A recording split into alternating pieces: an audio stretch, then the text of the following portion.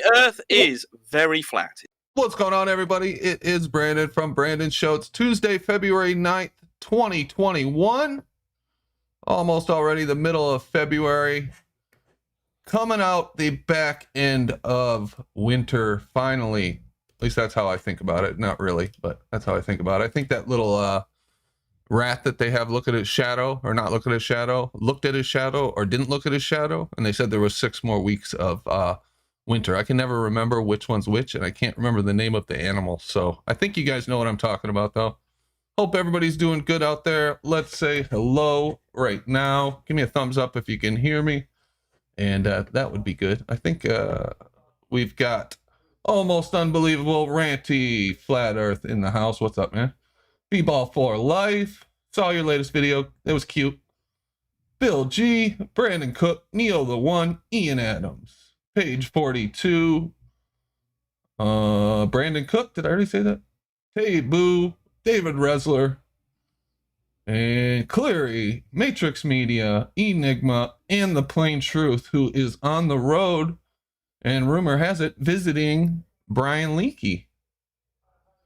So that would be an interesting thing. Hopefully they can check in with us while he's down there. That'd be really cool. I don't know how long he was planning on staying for, but Travis and Brian Leakey in the same physical space. Be very interesting. Anyway, what do we got planned today? There's been quite a bit of feedback on the new experiment. I'm still feeling good about it. Ready to move forward. And I haven't heard anything that crushes our hopes on this one. I think it'll work. Maybe not the first time, but definitely doable. If not the first time, with modifications, as we discussed yesterday. We had some good buy-in from some ballers. We have a lot of people are saying, yeah, it would work. In theory, it would work. So we'll talk about what the big concerns are and go from there. Let's see. There's some 360 eclipse footage that I thought we might take a look at. Look pretty cool. Talk about how that's possible. Let's see here. I don't know. We'll see what else we talk about. We'll see where it goes. Maybe somebody will hop in and try to tear us apart. Baller's been awfully quiet lately. You guys gotta, come on, you gotta bring it a little bit. Rumpus has been carrying all the weight for you guys. Where the hell you been? Let's go into Discord and say hello. Oh yeah, I keep forgetting to shill. Let me put my Streamlabs link in the chat. Streamlabs link in the chat. There you go. I'll pin it to the top. It's almost guaranteed that whatever you give me is going to go towards this experiment sooner or later. Keep that in mind. Appreciate any support. The best support you can give is just like White's Word did. Bring an idea, an experiment. I mean, how long have we been looking for this damn thing? So glad somebody put it together and brought it up forward. Hopefully it'll work. Or just come in, see the show, say hello, whatever. Pop on in. Always looking for new people to jump in. We're actually pretty nice to newcomers sometimes. So don't be afraid to come on in. Let's see. Let's go to Discord and say hello and see what they're talking about in there. I see all kinds of lights lighting up. There's the gage, or the gage, lottery, Yeah, okay. whatever. And Maul is dead from Hebrew, Mot. The house of the dead is Bet Mot in Hebrew. Okay, because in Latin it's mort.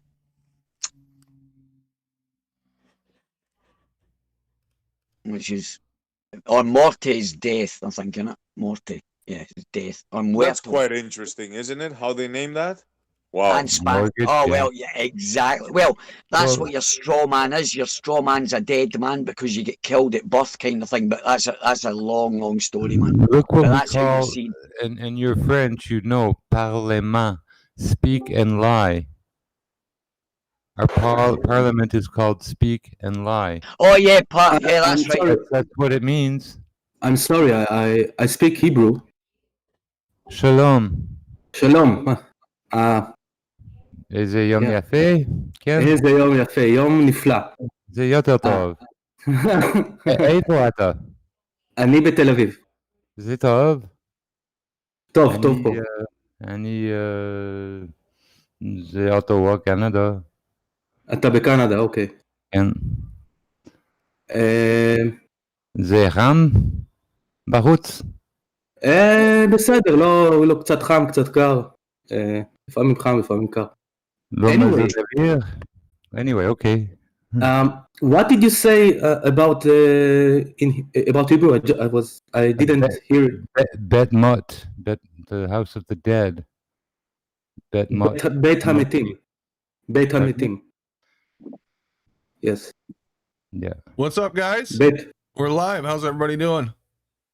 Hello. Hey, Alan. We got Allie B in the house. What's up, Allie? Okay, buddy. By the way, check the last link I sent you. Ignore the other two. The last link should work, and that was something to do with the law. I sent SE the one as well. It's a good wee starter for you. Okay, You're yeah, I can interested, bring so. that up even and take a look at it if you think it'd be worth it.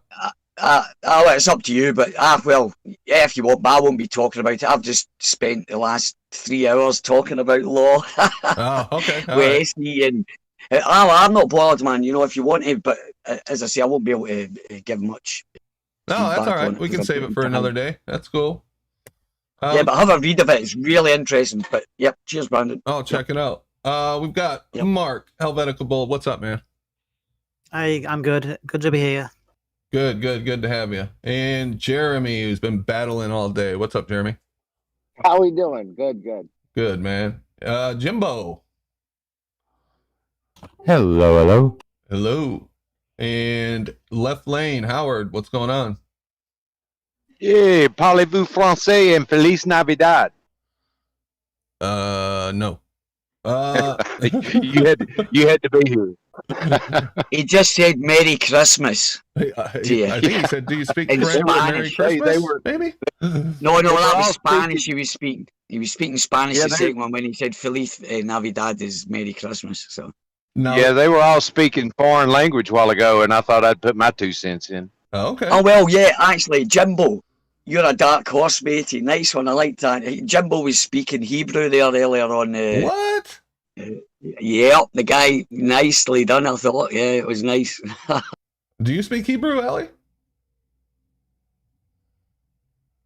No, I don't. But one of your guests that's in, I don't know who, which one it was. He's from well, he'll tell you himself. But Okay. Yeah. yeah. Oh, yeah, you should probably so, say hello to him him. and Jimbo. I'm guessing that's Yassi. How you doing, Yassi? Hey, what's up? I actually hopped in because I heard Jimbo saying something about Hebrew, so I just wanted to ask him something. Gotcha. I'm not sure I want to be. I live in Israel and speak Hebrew native. If you have questions about Hebrew, by the way, I can give answers. Anyway, I'm not sure I want to be part of the conversation. So Could you just define rakia for us? rakia appears in the Bible. It means shomayim. It's basically like saying skies, but I'm not sure what's the etymology. Is that the right term? Yep. The etymology, what exactly it means biblically, I'm really not sure. But when we use it daily here in Israel, it's like saying skies, basically. So. Yeah, I don't speak Hebrew, but I did take 2 years of Hebrew in graduate school, and in the lexicons, the root of rakia has to do with something being smithed that is like copper that has been. I think you are right because rakia, it's the root of the word is raka, and raka is actually like it's like hitting the sword, like Right. smithing. Yeah. So, but I think it's open for interpretation. I don't really know. I can't give Well, any that's definitive interesting answer. though to think about, though, right? Because if we honestly think about the use of language in Genesis chapter 1, you do have the word shemayim. Okay, so that word is there, but so is rakia. So right there, it tells you that you have Mine is also water, so Okay, hold on, Jim. Hold on. So what my point is that you have two different words that refer to the same area, and they have different connotations. They have a different association. It's not just sky, right? That's because Shemayim means waters, right? No, Shemaim is the sky, water is mine, without the she at the beginning. Well, yeah, but you still have the root, though. The root's still there. No, it's not the same root. No. It's not? Okay. No. Okay, that's fine. All right. Before we Anyway, move too far down the road, let me say hello to Essie Montreal, who joined us. What's up, Essie? Oh, come on now. Hello, I'm here, bro. I'm here. There I was he is. on mute. There he is. Thank Hey, you Brandon. for your visit, and have a blessed day if you leave us there, and feel free to come back. Absolutely, yeah. Thanks for popping in, Yossi. No pressure to stay, but you're more than welcome. And we've got Hey, Travis. Jimbo, that Stay and was just pretty listen. impressive display of Hebrew there. You surprised us. You could stay and just listen, and we won't Erev talk to Tov, you. Yoshi. We've also got Travis, who we heard from there already on the road. You still in Florida there, Travis?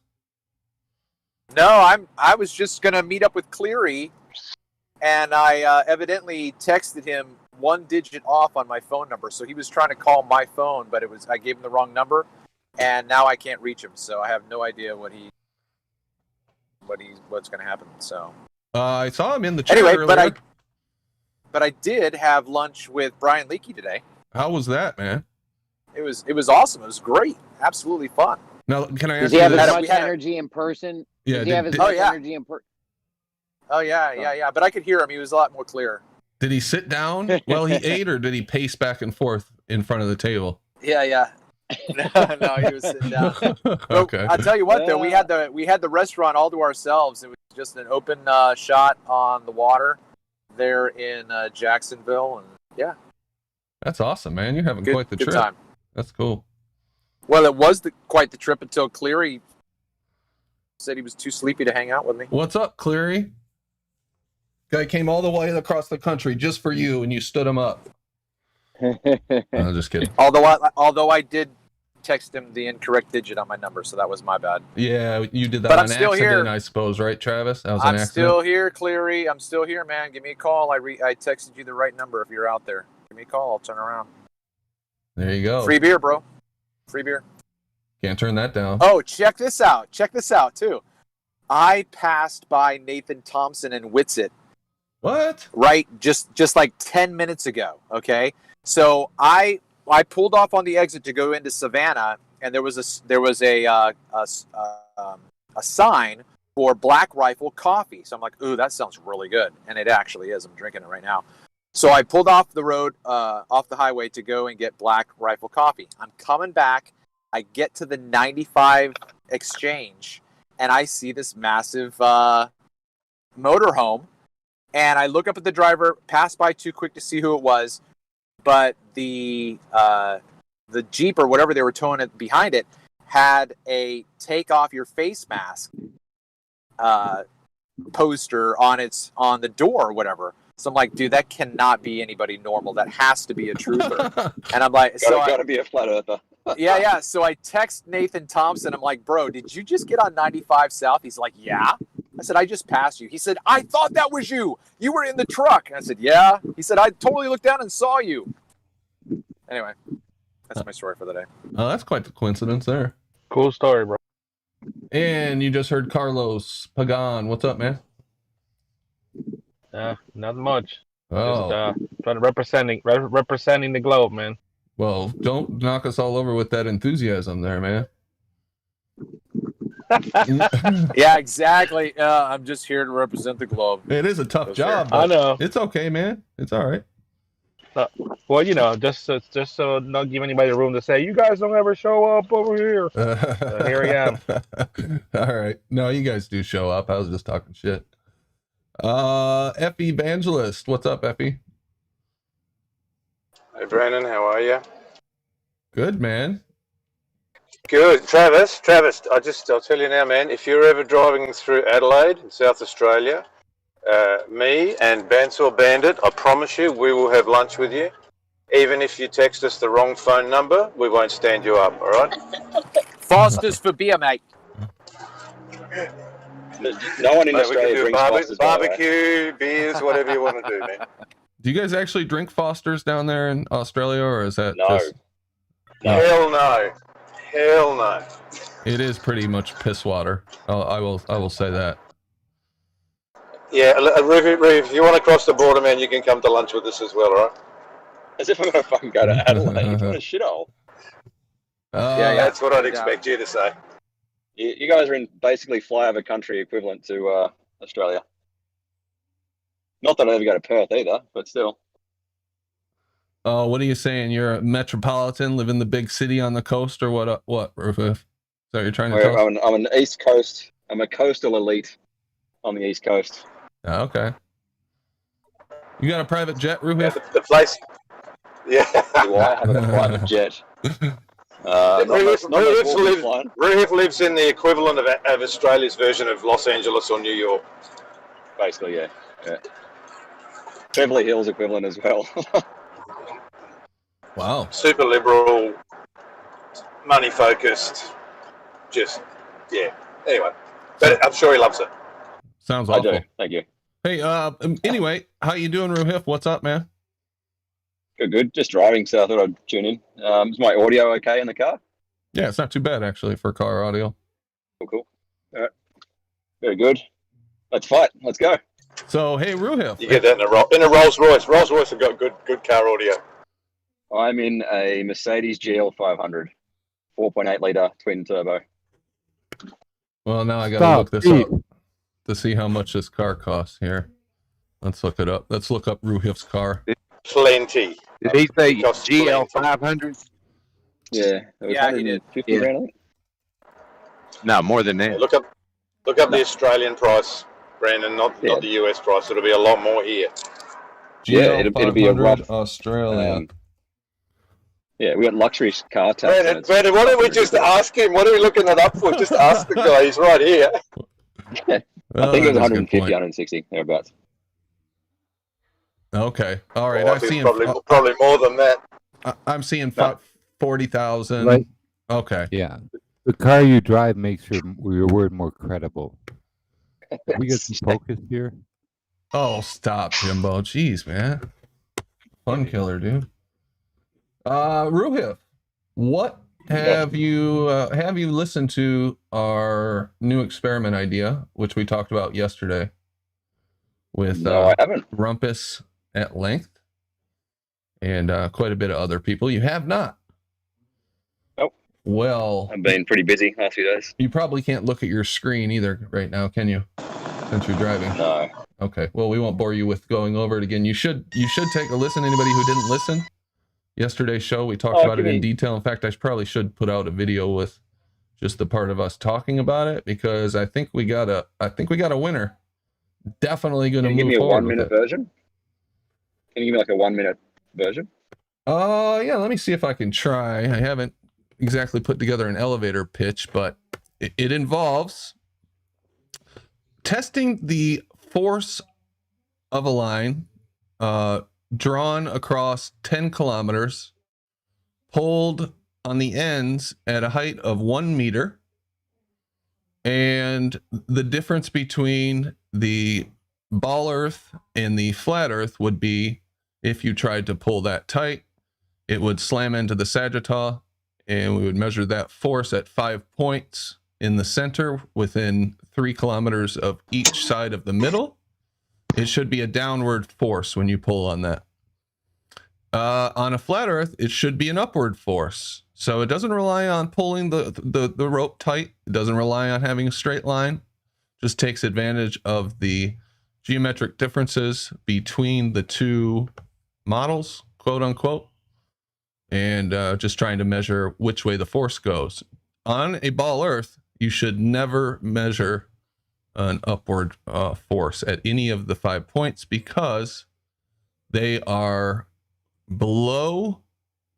above the chord, but below the tangent between the posts, if that makes sense. Okay, what is the upward force?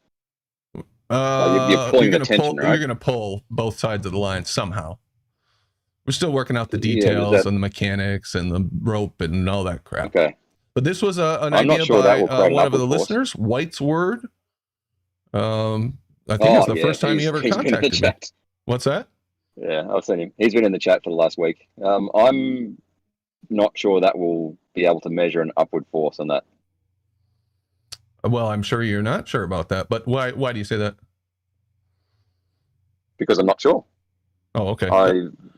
Yeah, I'm not sure. I don't think we're necessarily sure either, just because of the forces involved. And Rumpus in the after show yesterday was doing some calculations, which I'm not sure I entirely trust, but based on his calculations, you got to put a lot of force on the two ends of that line in order for that force to travel through and be registered along the line. But we'll see. We're definitely going to give it a try.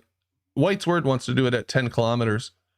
I think it can be done at a somewhat shorter distance, 3 miles, which I think is around 5 kilometers. Yeah. You will have to put an enormous amount of force on it, and the longer it is, the more force you'll need to get it, straight. Exactly. And I assume Rumpus said that if you have to put that much force on it, it will break well before you get any reliable results. He didn't say that. Actually, Rumpus thinks this is feasible. He was genuinely excited about it. George said it would break. Can I give my 2 cents here? Oh yeah, of course, go for it. So when I was in the army, like 20 years ago,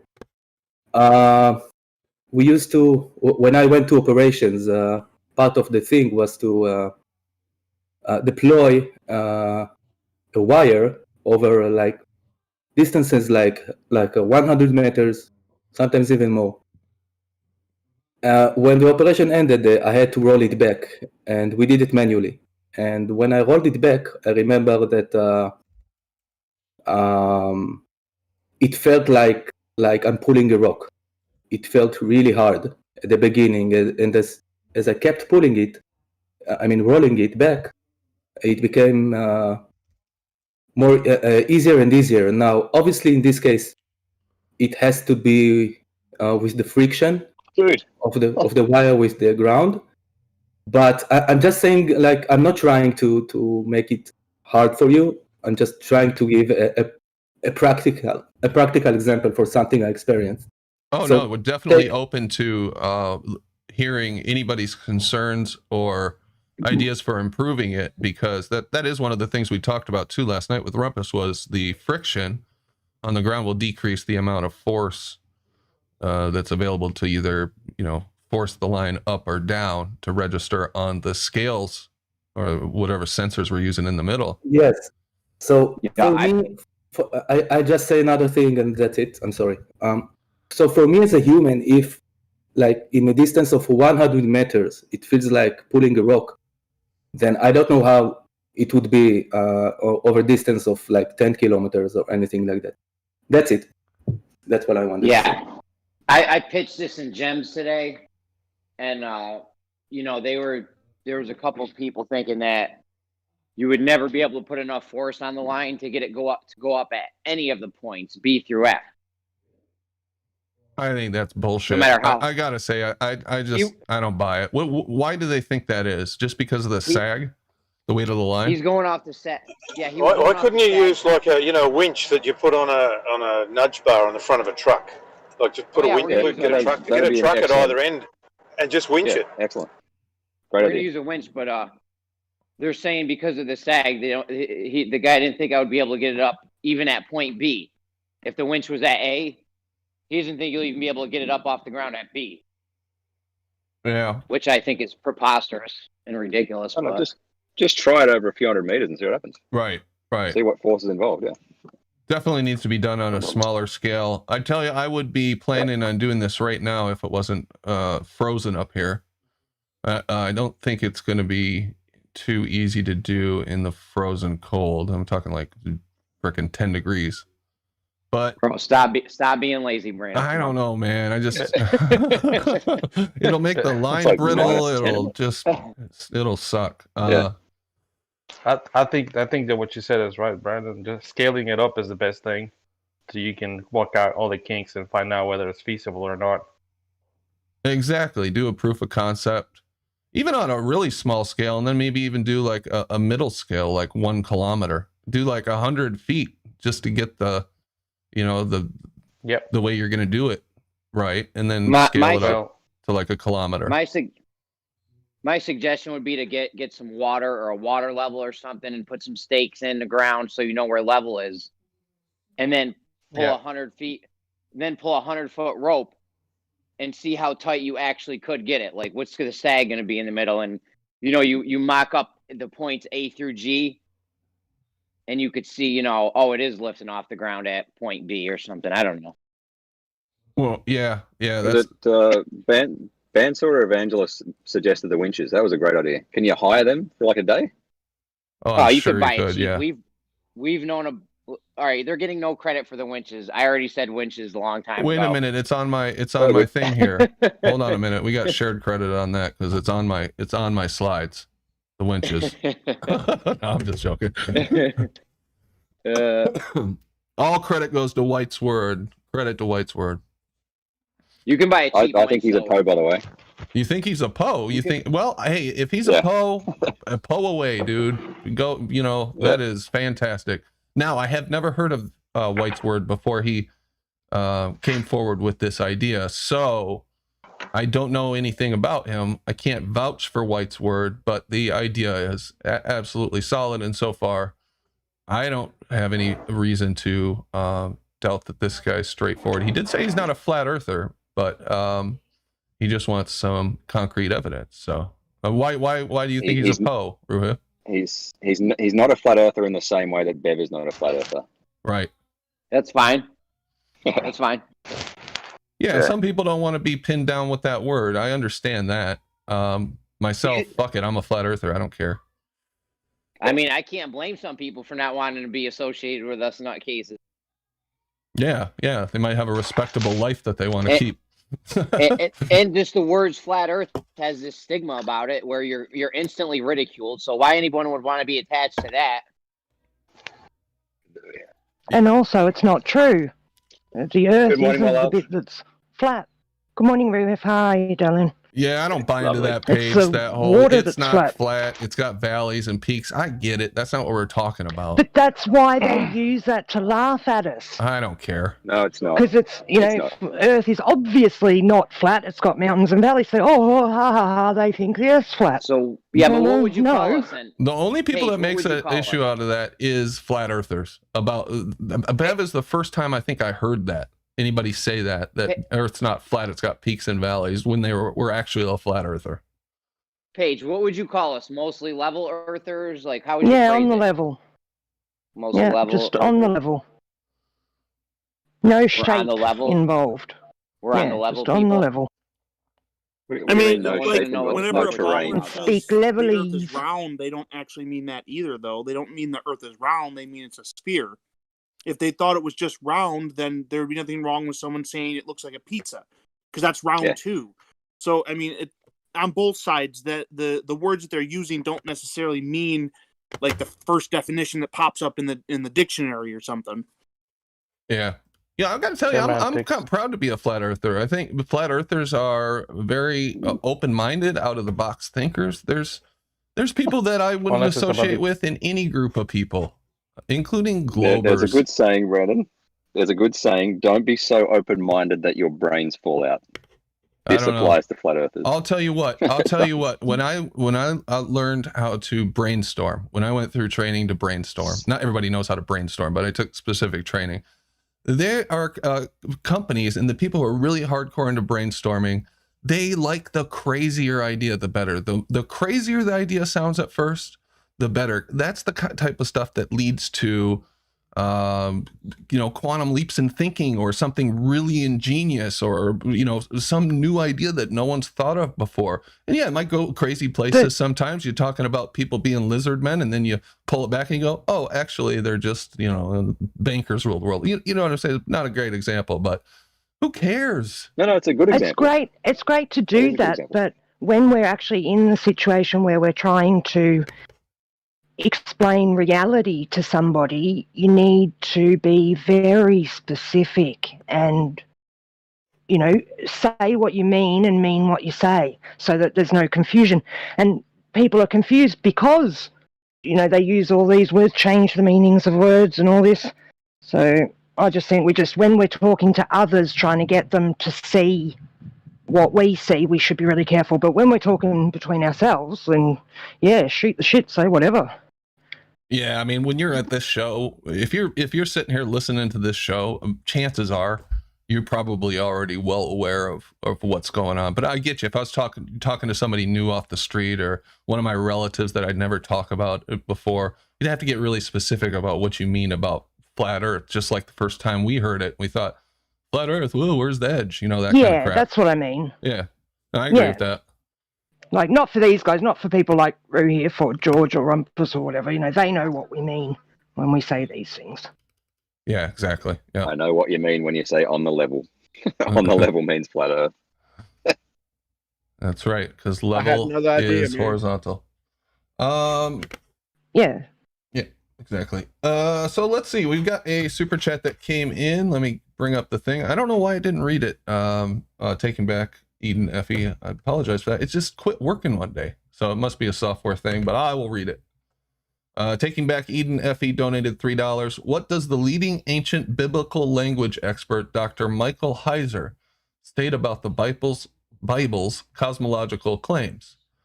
Quote, the biblical writers thought of the earth as a flat disk. Dr. Michael Heiser. That's interesting. I actually like him as a scholar. He's pretty honest about tradition. He doesn't take tradition at face value, and he actually holds a few positions on certain doctrines that are not typical, even though he doesn't go as far as I think he should. But he's a good guy. He's got a good channel. If you like biblical content, check out Michael Heiser. He also has a paranormal channel as well. Is that a debunking channel or a the paranormal one? Yeah. No, it's not. It's honest discussion about paranormal activity. All right. Shout out Ranty, almost unbelievable. Ranty and Cats. Yeah, have you been watching their show, Ruhif? Almost unbelievable show. Oh, it's not my thing, but I do wish them both well. I wish them success. Yeah, for those who haven't heard or are new to the channel, Ranty, who I took this channel over, thank you again, Ranty, has a new channel, a partnership with Conspiracy Cats, who is a Glober, on a completely different subject, only tangentially related to flat Earth, in that they talk about things that aren't well accepted, like I don't know, ghosts, paranormal activity, that kind of thing, aliens, called Almost Unbelievable. He's in the chat right now, so you can probably find the channel name and go out there and subscribe to him, check his show out. And I believe it's on Spotify too. Ranty can spam the chat with all his links and stuff if he wants to, but go out and check that out, please.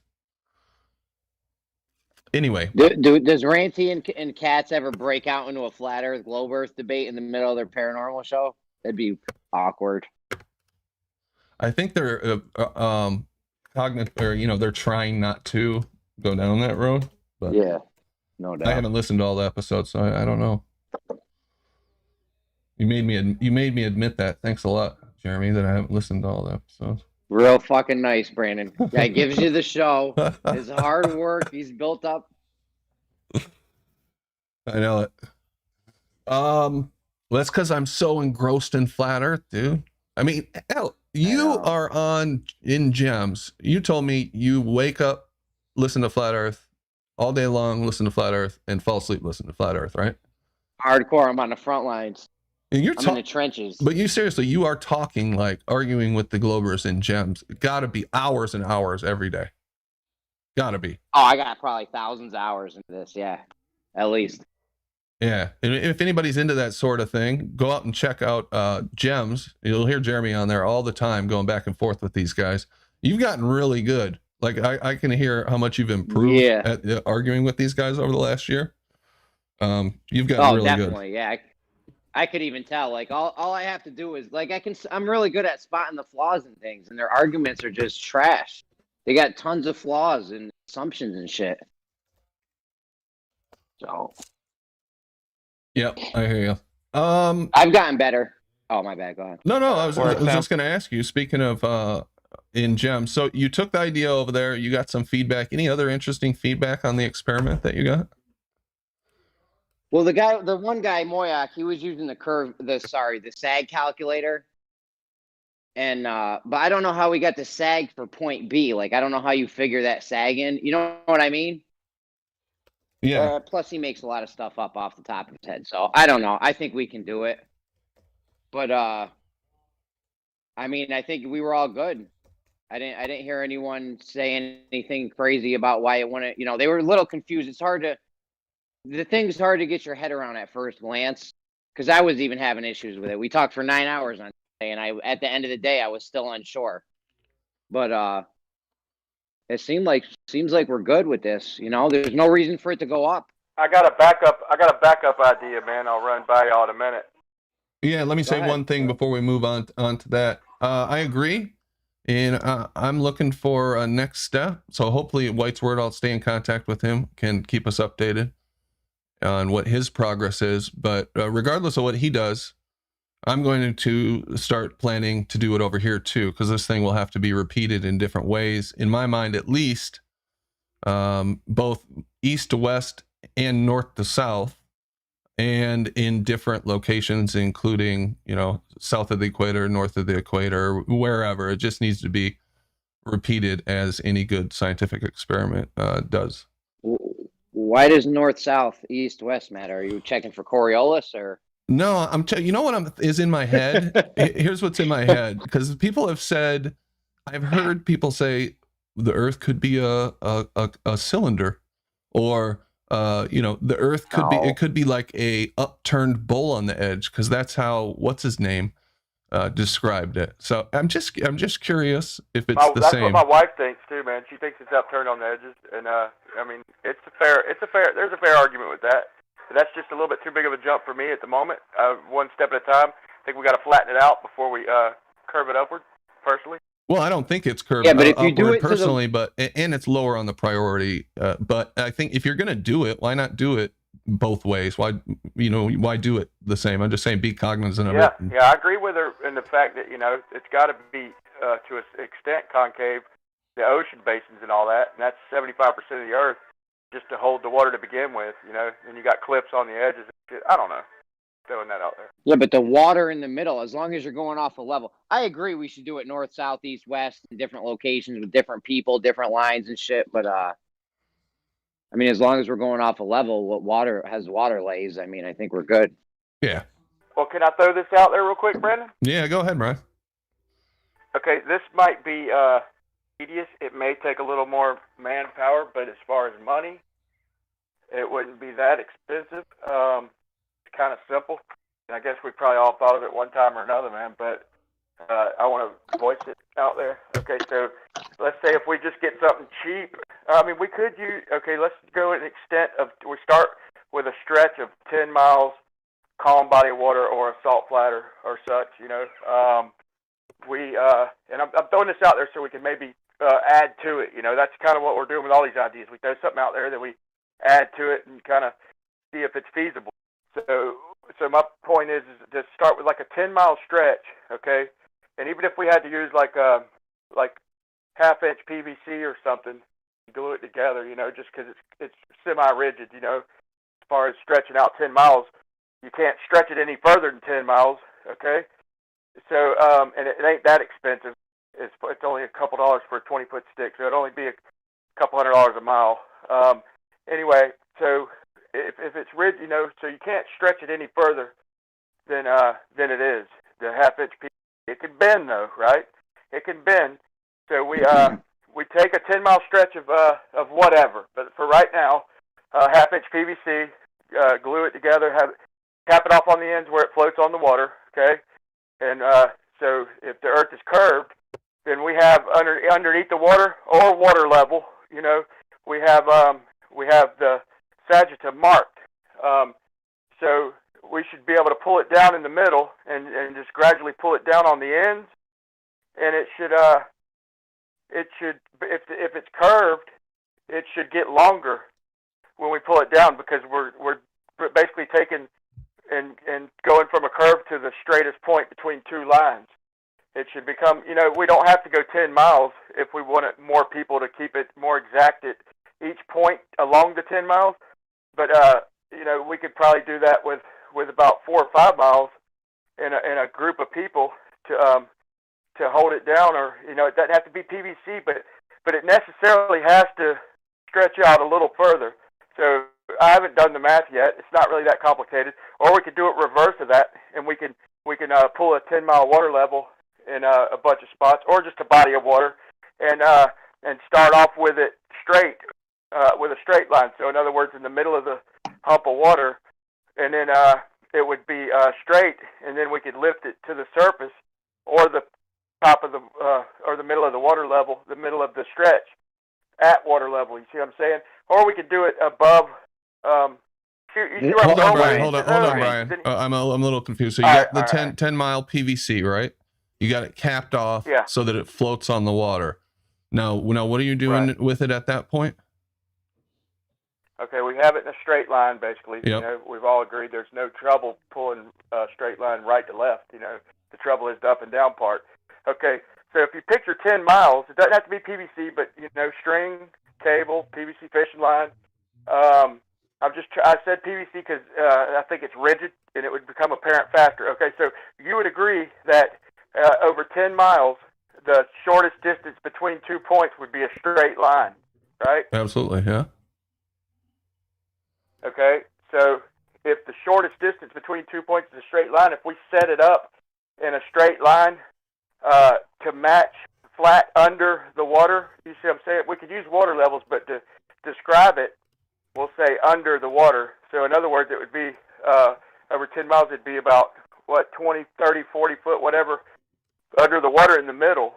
So then it should shrink if we lifted it up to the surface and let it float. If we started underwater with a straight line, it should shrink when we put it on top of the water. But I say we start on top of the water, okay?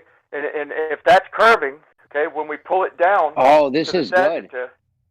When we pull it down to the sagitta, it would go further. If the water's curved and we pull it down to the sagitta in the middle, it would necessarily go a little further. So if we pulled it down, in a bunch of spots along the 10 mile, it would necessarily stretch out a couple more feet, maybe a foot or so. This is fucking good. There's something I'm missing about this. So you've got it straight on the top of the water, and on the top of the water, floating, right? And then you're pulling it down. Yeah, we mark level. We mark level. We basically could just put a bunch of marks. We could just take a water level and a long one, or we could make marks. We could do shots beside a canal or something like that. But just for now, for simplicity's sake, let's just say we're in the water. I mean, we could transfer this to land. There's a few different ways we could do that, but for idea's sake, let's keep it simple. We're in the water, okay? And we start off, we're just in a long shallow body of water, anywhere in the Gulf or any lagoon. I don't know, but let's just... Sure. Okay, so we run a 10-mile stretch of small PVC. We glue them together, okay? So, PVC doesn't stretch. PVC doesn't stretch when it's glued together. If it's floating on the water in a straight line, that's curving, right? So it's a straight line, but it's supposed to be curving with the earth, okay? Okay, so if we straighten that PVC out, it necessarily has to stretch a little further because the shortest distance between 2 points is a straight line. You feel me? Yeah, Brandon. If the Earth is curving on the top, and we sink it down to make a chord according to the globe, the PVC pipe, the whole length of it, should get longer.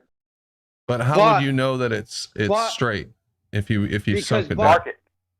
Listen. If it's a flat Earth, this is good. If it's a flat Earth, the line will it's curving, and then we're making it straight.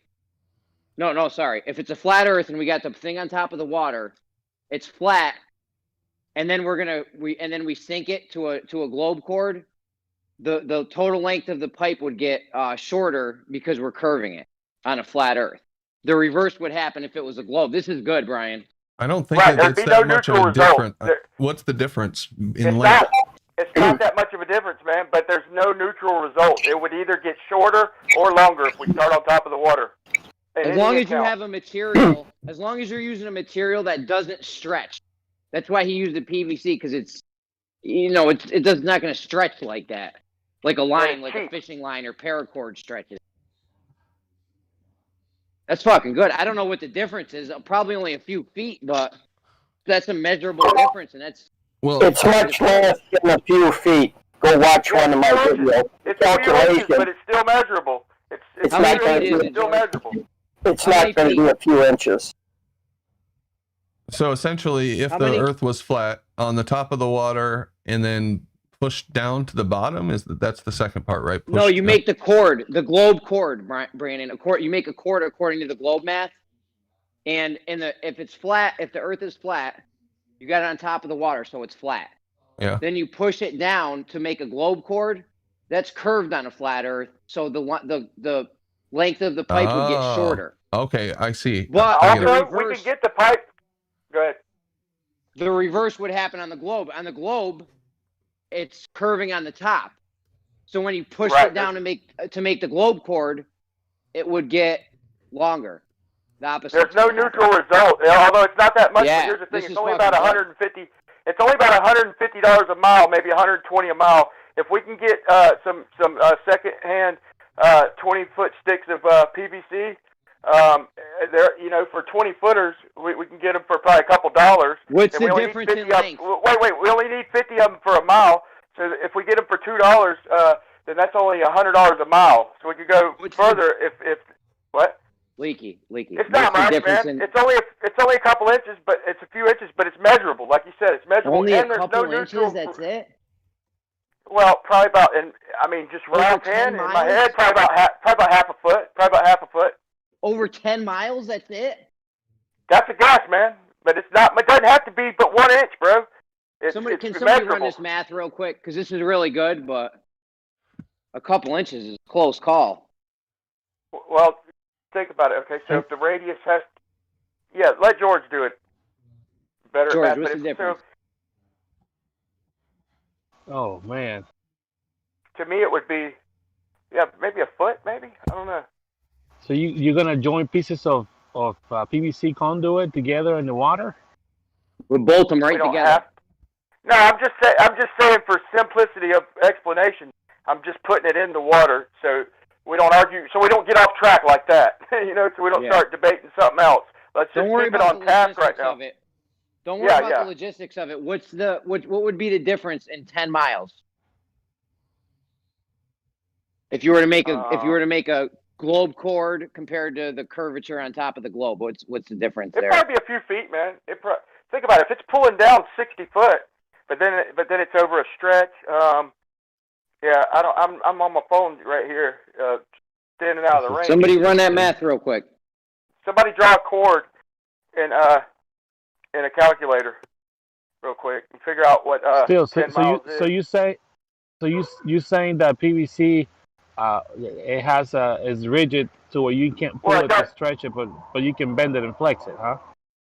Right, it doesn't Does it stretch? So we got to keep it straight. We just got to. Does PVC stretch or? Yeah, of course. In a small scale, yeah, sure. You can't just grab a stick of PVC and stretch it out, an inch or so. But I'm saying 10 miles of PVC, dude. Is it going to stretch or? Is it possible to use a material that doesn't stretch? PVC doesn't stretch, but unless you force the shit out of it. Okay, so I got a little diagram drawn up here. Let me see if I can try to explain this, because I think you guys are way ahead of some people on what you're talking about here. This is really good. So these top two, these would be, these two would be on a flat earth. So you've got this 10-foot PVC, right? Step one, on the top, you get it in the water. It floats to the top. You cap it off. It's floating on the top of the water. On a flat Earth, the water is flat, right? It's horizontal. It's all even. It's all the same level.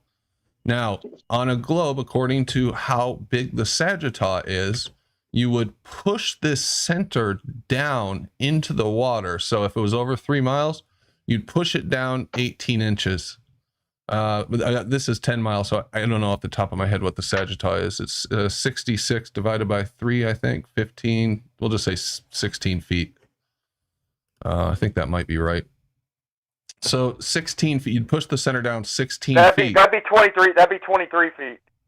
It'd be 23 feet, and we're using 20-foot sticks of PVC. 23 feet of sagittal. Wait a minute. It's 10 times 10 times 0.66. 66.6 divided by 4. 16.5 feet. 10 miles. I could be wrong. But anyway, let's just say you push it down however it is much for 10 miles in order to, and the ends remain on the top of the water. In order for it to do that on a flat Earth, for these ends to be in the water and this to be down in the water as much as the sagittal, the ends would necessarily have to go in if this remains at the same position. On a curve. No, you make... No, why are the ends going? You're making a chord according to globe math. Hold on. No. All right. Listen. All right. So when it's on top of the water, it's straight and flat on a flat Earth. When you push the center down to make the chord, it has to draw the ends in. That's the whole point. It has to pull the ends in. The total length would be less. Meaning these ends would move inwards when you push the center down. That's the idea. On a globe Earth, it's when it's on top of the water is curved, so it's floating. It's already curved. So when you push down the center, according to the globe math, to make this a chord, that same amount as we did up here, 16 or 23 feet, whatever it is, it would straighten it out, and it would necessarily have to push the ends outward. Yeah. Hello, Brando. Hey, what's up? Absolutely. Hey, may I say something about this? Yeah, of course. Go for it.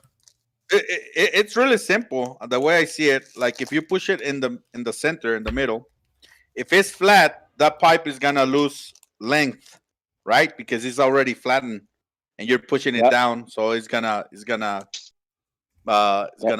compress. And if it's a ball and you push it down, it's gonna get longer. It's gonna get longer. It's really simple. Yeah, that's how I understand. Like 20 miles of string line too. If you wanted to do it cheaper, we could do it for a few $100s. If you wanted to go like 20 miles with string line, you can't use anything.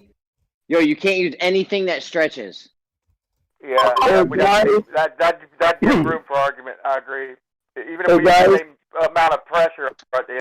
So if we had the same amount of pull above the water, we got say 5 pounds of stretch as a straight line on top of the water, and then 5 pounds of stretch sinking it down. But yeah, that would leave room for argument. But I'm just saying it might be more apparent at that distance. I don't know. Yeah, go. Hey, what's up, George? I heard enough. What's that? This is where your guesses. George, it sounds like you're swallowing your mic. Sorry. Oh, sorry. I'll calm down here. This is where guesses and intuition fail. It's still bad, George. I don't know what's going on, but it's really. Let me see if I can adjust you on this side, but it's probably my side. All right, say something now. Yeah, okay. I'm on the internal mic on my laptop. That shouldn't be that bad. It might be because I had you turned up for your other mic. I think that's okay now. Okay. Well, this is where intuition and guesswork fail. Is the difference between a chord length and the arc length on the surface of the Earth over a 10-mile stretch is just going to be a little over 1/8 of an inch. That's it? That's it. Get the fuck out of here. 1/8 of an inch over 10 miles? You're a clown, George. You know. They told me they used 26 extra feet of material to do the Pontchartrain Bridge. Well, how'd you get 1/8? It's art. It's more than the arc of the Earth. Well, You're you don't just have here to to believe prove- me. I'm just trying to. What'd you say, George? That's What'd how you say do about it. the 26 extra feet of length they come up short on the Pontchartrain Bridge? What'd you say about that? What do you mean they come up short from what? They said they come up 26 foot. No. But we're talking about what 10 miles versus the Pontchartrain bridge. That's probably like what more closer to 28. 25 miles. 25 miles, but that's 26 feet they claimed. How'd Feet you of get an what? eighth of an inch, George? He's full of for shit. 10 You did it miles- wrong. hold on, for 10 miles is 1/8 of an inch, but for 26 is 26 feet. How can those two things be possible? Okay, Brandon. Well, maybe someone's wrong. Then let's figure out who can do the math. Yeah. Hello. What's up, George? Yeah. Apparently, you guys never ever watch any of my videos. I discuss the curvature of the Earth. I'm pasting the link in chat. Go to time 42 minutes into the video, and there's an equation on the right side where C is equal to S times the square root of 1 minus theta squared over 12. George, we don't watch your. That gives George, you that gives you the difference between chord length. C is chord length, S is the arc length, and you can do your own calculation. All right, you put it in George, chat. we don't watch your videos because we don't watch science fiction. Okay, Yeah. okay, George, knock yourself out. Look it, like I told you on the line test, knock yourself out. Go and do it. Jesus Christ! Don't listen to an engineer that knows. Yes, you haven't known it in reality, so we do have to go and do it, don't we? Because none of you have done it. George, did you or did you not say that they were short 20-something feet on that No, Pontchartrain? I did not say that. I did not. Jeremy Okay. did. I didn't say that. I would never say that. That's what they told me over at Jose's a long time ago. They said that they were 26 feet. It's a 25-mile bridge. They said they come up 26 feet short on material because the Earth's a curve. It's a monument. It's monument to fucking Earth's curvature. Brian, to That's be the fair, Sagittarius. to be fair, the Globers there are kind of retarded. So. Oh, really? Whoa, you're full of Jeremy. bright people over here, too. I tell you what. Guys. Yeah, the 20-something feet is the sagitta or the rise from a cord on the bridge, I think. Are you talking I about don't the see Lake it. Pontchartrain Bridge? Yes.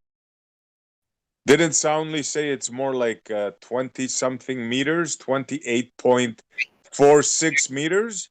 Yeah, another thing. like that? So if we had a straight line that just went straight from point A to point B with like a 23 foot just jog in the middle,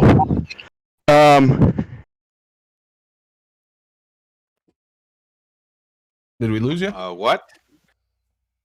Where'd he go? I don't know. Brandon, would you say the Sagitta was going to be in that 10-mile length? I said it's around 16.5 feet, I think. So you're telling me we're going to push this pipe down 16.5 feet, and it's only going to get pushed out 1/8 of an inch? I'm not telling you that. That's what George said based on his calculation. Does that sound right to anyone? Is he talking about the length of the arc versus the length of the cord? Yes, that's what we need. The length of the arc versus cord. Yeah, it wouldn't be that much different. How can you push this down 16 feet and only end up with 1/8 of an inch extra? That doesn't even. I mean, it doesn't seem right. It does. It's surprisingly close, though, if you calculate it out. Well, is there a calculator online? Let's just solve this. Does anybody have? George knows these calculations. I mean, maybe he can just point me to a calculator. I'll plug the numbers in. We don't have to argue about it. Give George a whiteboard and we'll show you anything. You'll have to pay George $5,300. I never use online calculators. I figured we got to do it. We just got to take half the Earth. Just take half the Earth and just say, okay, so if it's a radius of what's the radius? 4,000 miles. Just to average it out. Or you take the 4. Okay, to get 8,000 miles, it's to get 8,000 miles would be would take 4,000. To get a third of the way, what would it be? To get a third of the way would be 8,000 miles, and I mean I want to say a quarter of the way would be 2,000.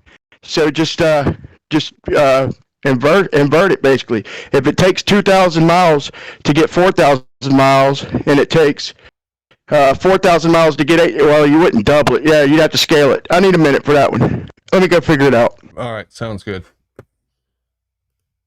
Okay, yeah, so that it's a really interesting idea. I think it's pretty ingenious. I don't know that how feasible it would be to play around with 10 miles of PVC pipe if you could even get it straight in the water.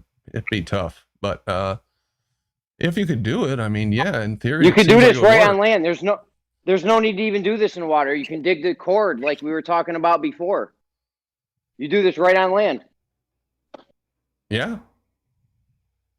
You'd have to be pretty precise depending on how much. We could transfer our local elevations to like right beside a body of water. I agree. If it's only 1/8 of an inch, though, if it's only 1/8 of an inch over 10 miles, that's not gonna. No, that's bullshit. That's bullshit. Well, maybe 1/8 of an inch over. We're looking for how much it is over 10 miles. That's what we're looking for. Yeah. Is that what George did the 1/8 of an inch for? I thought George originally said it was 1/8 of an inch for a mile. So then you would just have to extrapolate that out 10 miles. But I could be wrong. George, which did you say? What did you say the 1/8 of a mile was a result of, George? George, was it 1/8 of an inch for a mile or for 10 miles? Hold on, I'm on a phone call. I'll be with you in a minute. Okay. Also ask him if it's exponential or not, or does it just, is it linear or is it 1-to-1? Right. Yeah, it's gonna have to be. It's gonna follow the same basic pattern, right? Well, if it is, then what? For 10 miles would be what? 5 inches? I mean, if it was a foot, you might have something here, right? Yeah, 5 inches. No, if it's less than an inch, I'm not. If it's less than 1 inch, I ain't gonna do it, man. It's not gonna be. It's not gonna be less than an inch. There's no way you can push that down 16 feet. That's what she said.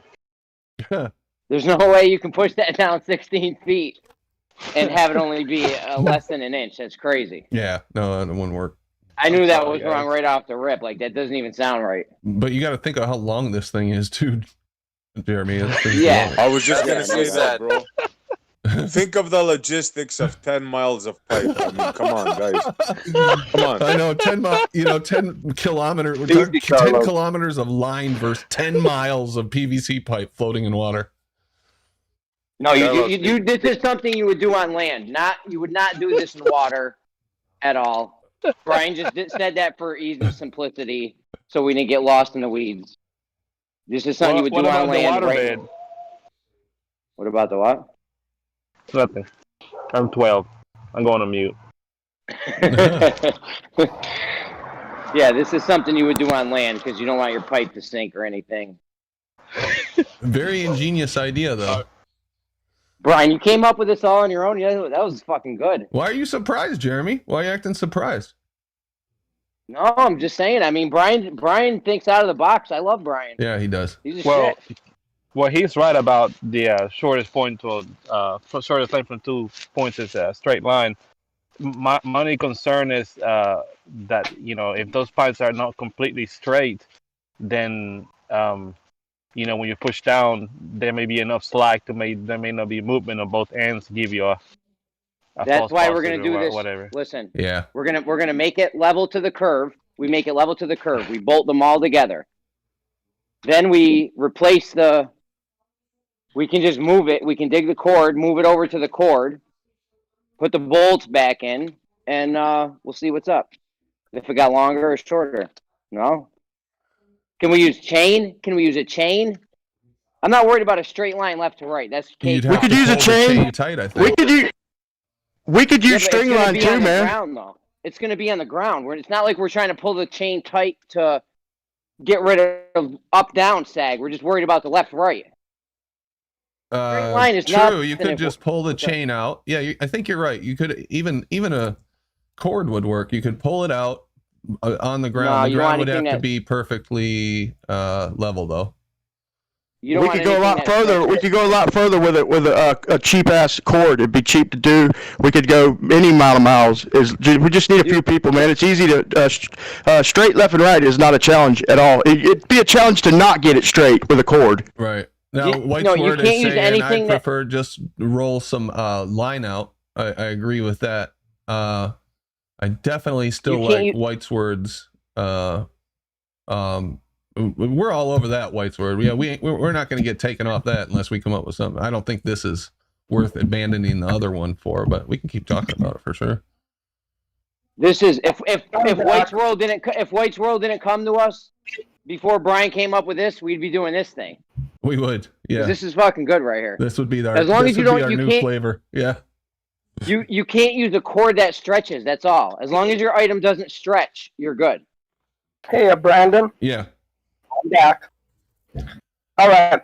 If you guys don't want to go to time 48 in my video to see how I derive the equation for the difference in length between the chord and the arc length is the arc length cubed to the third power divided by 24 divided by the radius of the Earth squared.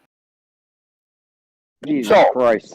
For 10 miles, that works out to a little more than 1/8 of an inch over 10 miles. Holy fuck. Jesus. That's it? That's it. That doesn't seem right. That doesn't seem right to me either. I'm not saying you're wrong. Again, I'm not saying you're wrong. Your No. intuition is failing you. That's why we use math models and mathematics to verify these things. If you're going to determine things as an engineer, I have found that you should always put numbers in before you do anything, because a lot of times our intuition fails us. Well, How are all you we going need to is a good verify set your of math, calipers then. George? How are you going to verify your math, George? What do you mean, verify my math? Have somebody else look at my math. No. You can do this math No, that's not. Hold on, man. I'm doing it. I'm doing it. Give me just a minute. Okay, you can Brian. do this math on a basketball or something just to check to see if that's the actual formula. Hold on. George, listen very carefully, George. You know, on a basketball, the difference. Oh God, move back from your mic, George. The difference is move back from your mic. Okay. That formula is going to work on a basketball, on a ping pong ball, whatever. The day is Please, a bad George, change your microphone. Do something, bro. You're Does that killing formula us. not work for all spheres or just the globe? Give me. All right. You want to do it on basketball? I'll figure it out for you. Does the formula work for all spheres? Yes. Okay, that's what all I was saying. Okay. Yeah, instead of using the radius of the Earth, use the radius of the basketball or whatever you want to do it on. That's all I was saying. Jesus. Okay, Christ. George, real quick, listen very carefully. I'm not asking if you. I'm not asking how to have someone check your math. Okay, I'm asking how you're going to verify that your math is correct. So, for instance, if I show you a picture of Pontchartrain with the power lines, and we can see the horizon, and I tell you how high my observation. Shush. If I tell you how high my observation is, you can then crunch the math. Okay, so now you give me your result with your mathematical equation. How are you going to verify that your math, which possibly says that the horizon is at 4.35 miles away, how are you going to verify that? I'm not working on that problem. We're working on the problem of the difference between chord length and arc length. Okay, George. I gave you an analogy to help you understand. Travis. Yeah, I know, Paige. Listen very carefully. George, I'm talking. George, I'm talking. No, I'm trying to tell you. You asked me how am I going to verify it. I'll tell you how I could verify it. Just build yourself a big sphere, I don't know, maybe 10 feet in diameter or whatever, and use the equation. Yes, yes, yes, yes. Listen, okay, George, listen very carefully. You're asking me how to verify it. I can check the mathematics. Okay, you've answered the question now. Okay, according to you, you've answered the question. Let me give you my evaluation. The only way to verify your equation is to physically measure the observation. I just told you how to do it, and you're not listening. I'm saying get yourself a large sphere, say 10 feet in diameter, and mark off. So measure something that's not the observation. Oh, shut up, Paige. Jesus Christ, you're an annoying bitch. Jesus. George, you don't belong so much noise. You're always interrupting when people are speaking. It's all right for everyone else to jump in and say stuff, but not me. I get called. What the fuck is wrong with you, George? She said one word. What the fuck is wrong with you, George? We got a super chat from Esteban Ilabaca. George, correct numbers and math is why it looks flat. Or it could just be flat. I don't know, Esteban. That's what we're trying to figure out. That's a gangster ass name. He sounds like a drug lord or some shit. Right?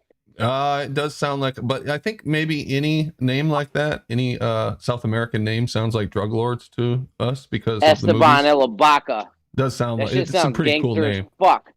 Yeah. Thank you. Dope Esteban. ass name, bro. Better than Brandon. Hey.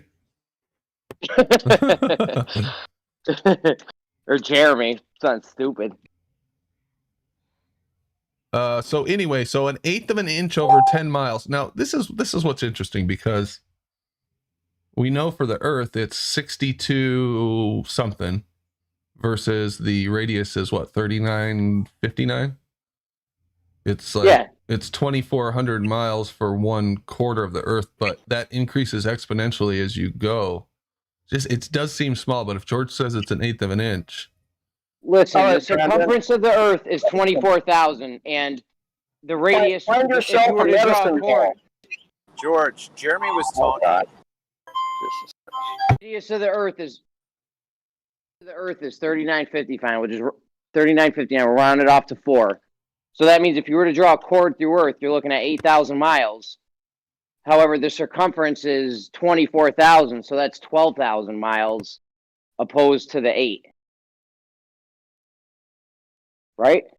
Yeah. The chord straight through 8,000 miles, but you need to travel 12 over land. You just did what I did. So but you doubled it. You did it for the diameter. I did it for the radius. You got to do the whole diameter because we're talking about a chord. Yeah, but we're just talking about a little section. I was just trying to get an idea. We're both right, but I get you. Well, yeah, that's way more than that's a quarter of the. Oh, I see what you're saying. You're doing the diameter because it's a chord, actually. Yeah, I guess so. Yeah. Yeah, I was more right than you. It's okay, Brandon. That's all right. But anyways, do you see what I'm saying? You're looking at 12,000 to 8,000 there. Why are we only looking at 10 miles to 1/8 of an inch on this? That's fucking bullshit. No, it increases exponentially though. We'll see. Oh, George, it's exponential. I trust George's math, but we can double check it. All right. If it's exponential, then I guess. Yeah, just like the curvature, it's going to increase exponentially. Okay, Brandon, you want to verify my equation? Then get yourself a 3-foot diameter beach ball. Yeah. And measure off on the surface between 2 points on the surface, 1.5 feet. And the difference between the chord and that arc length going a distance of 1.5 feet over the surface will be 3/4 of an inch. Okay. Well, I will. I'll look it up later. We don't need to do it in real time here. I'll trust your 1/8 of an inch for now, but this is a good idea. Speaking of George, I got a Streamlabs. George donated $3. Women are the heart of honor, and we cherish and protect it in them. You must never mistreat a woman or malign a man, nor stand by and see another do so. Thank you very much, George, whoever you might be. Appreciate that. I got a feeling that wasn't you, George, was it? No.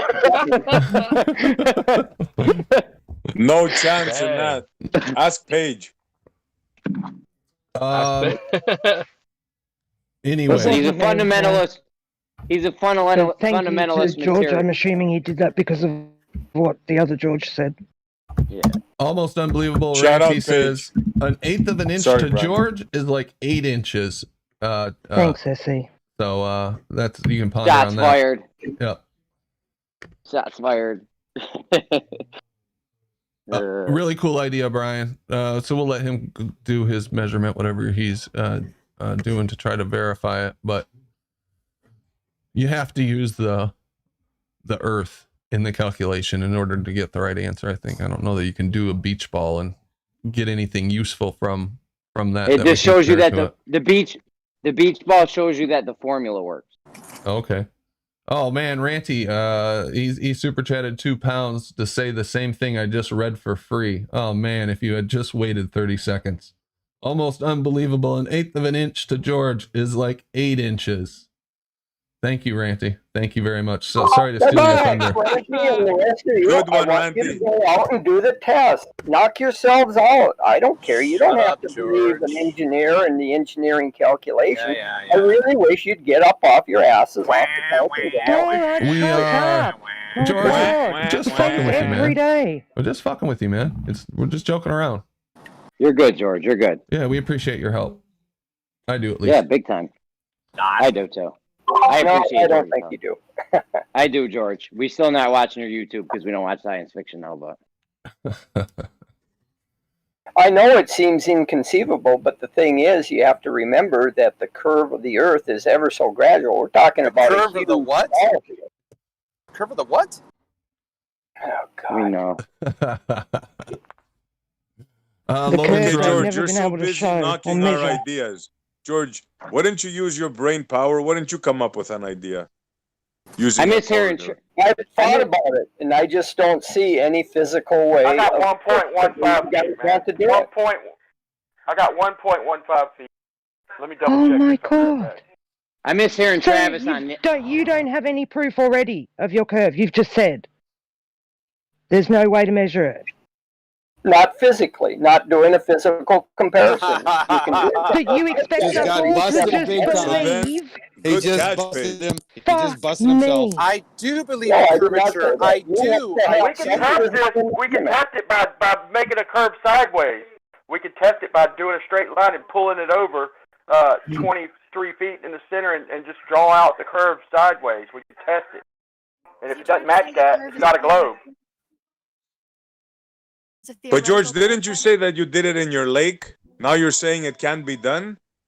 No, that's not what I said. I said I can't come up with a physical way of doing it the way with the constraints and the way you want to do it.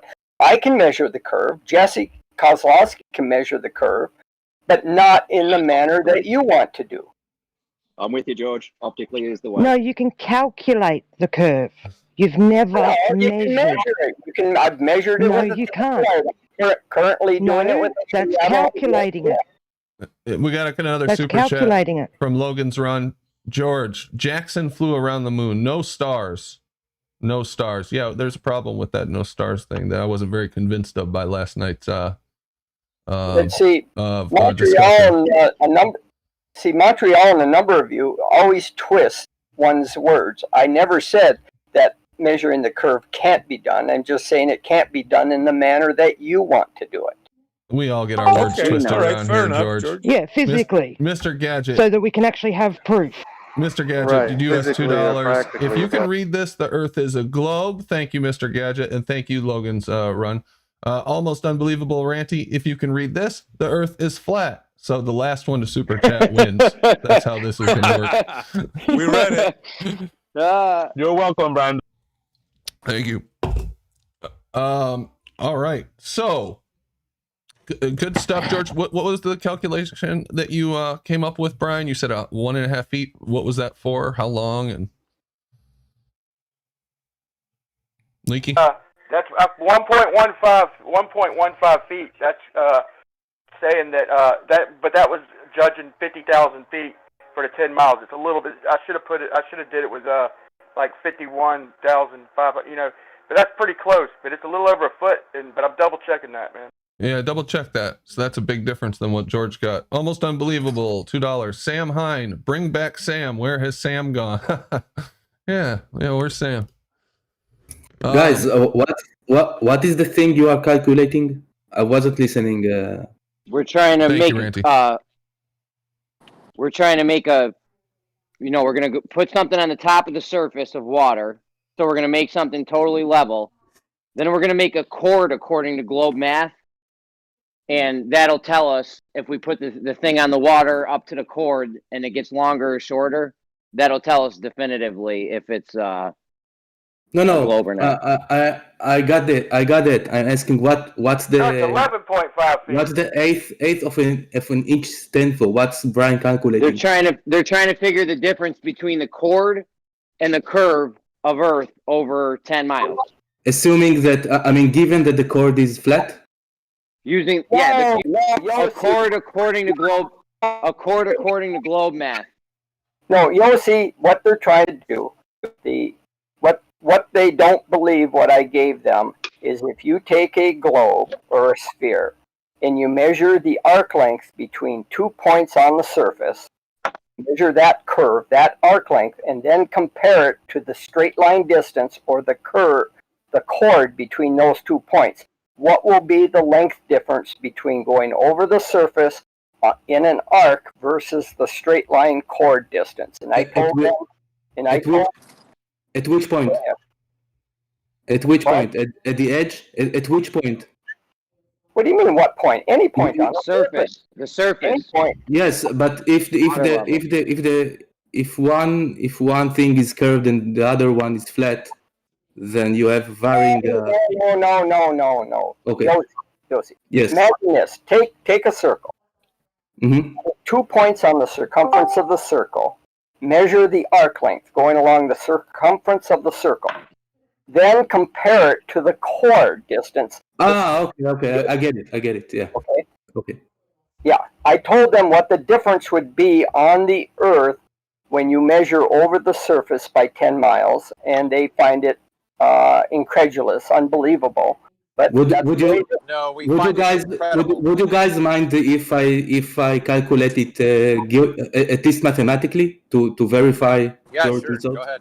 Well, you wouldn't be verifying. You'd just be checking. No, I'm just verifying. I'm not verifying reality. I'm verifying the math. You do that. Compare it to mine, and I'll be back in a half hour. I'm going to go watch the news. Catch you later. All right. Nothing happened in the world today, George. But give us an update anyway. No, I mean, Travis, did you get me? I'm not saying like verifying reality or anything like that. I was ribbing George, not you. Sorry. We know. We're just going to verify his math. Yeah. How are you proposing to do a chord length? We're talking about a different experiment, but we do want to hear your thoughts, Rumpus. Since yesterday, I'm sure you've been stewing on the experiment. But I have indeed. Yeah. Here's my point about this one. Whatever the difference is, we've got twice that to work with, because in one model it goes in and the other model it pushes out. So just something to keep in mind. A question. It might seem a little simple on the surface here, but okay. So if you're suggesting that, which I get it, a point from one point. Hi, Travis. From one point to the next on a sphere. Hi, Paige.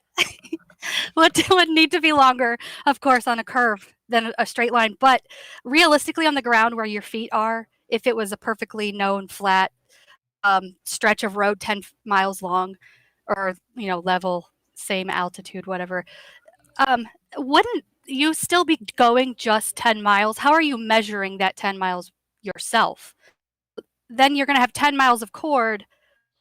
Only way you're going to be able to tell if there's a difference of it, stretching in or out, is if you actually have a rigid something built to the shape of expected Earth curve and then stand it up. No, you just need a cord that doesn't stretch. Like you could use a chain link or something. 10 miles of chord is 10 miles of chord, whether it's wrapping across 10 miles of something flat or 10 miles of something curved. Well, it doesn't really matter if it's 10 miles, or 10 miles and 50 feet. The difference is you're looking for, because you have different results expected on each one, is whether the ends draw in towards each other or they push out. If they draw in, flat the Earth is is going to get shorter. If they push out, then it's a globe. Yeah. How are you telling that if you're going to measure from point A to point B, how are you measuring point A to point B? Are you using a map that is telling you it's 10 miles from there to there? No, we're using a ruler. We're going to use a ruler. We're going to have chain link and a ruler. And we're going to lay the chain link down, measure it with the ruler, and we're going to see, oh, we got 10 miles of chain. And it's going to all be level on the surface of Earth. We're going to make it all level. And then we're going to... I don't think you understand the question. And what then are you going to do? Curve it? Like, how are you going to know that it's and not... then we're going to make a chord according to globe math, which according to them, it's a straight line. Yeah, but so you're not understanding it's the still question. just 10 miles across a curve. It's still just 10 miles. You would have Yeah, to but when literally you- have a rigid object that you could stand up on it with only its ends touching. And then, you know, if it fit Earth curve and didn't sag or stretch or whatever, then there would be a major gap in the middle above the ground. Otherwise, Oh, 10 I see miles what you're saying. is 10 miles. I see what you're saying. Yeah, I see what you're. I'm not sure. How I are you get. I'm proposing not to sure. get I a get chord? the. I'm not sure. I get the problem.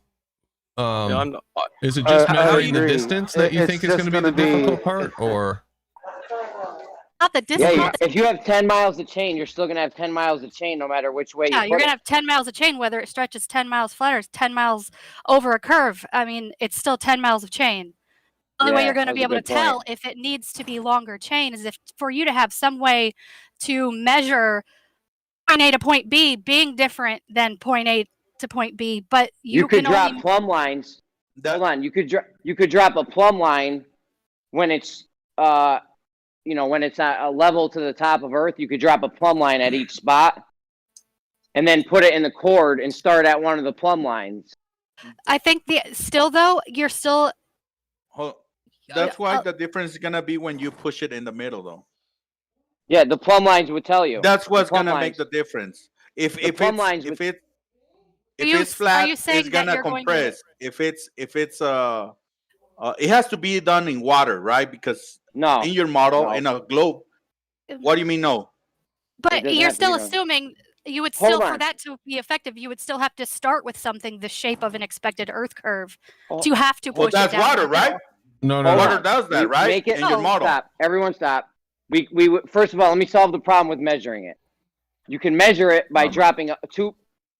You can measure it by dropping two plumb lines on either end, and then you put it in the chord in the Earth in the globe calculated chord, and you would know if it got shorter or not by the plumb line. Carlos. Okay. That their doesn't model, matter. It doesn't matter. Carlos, in their model, plumb lines are pointing at the center.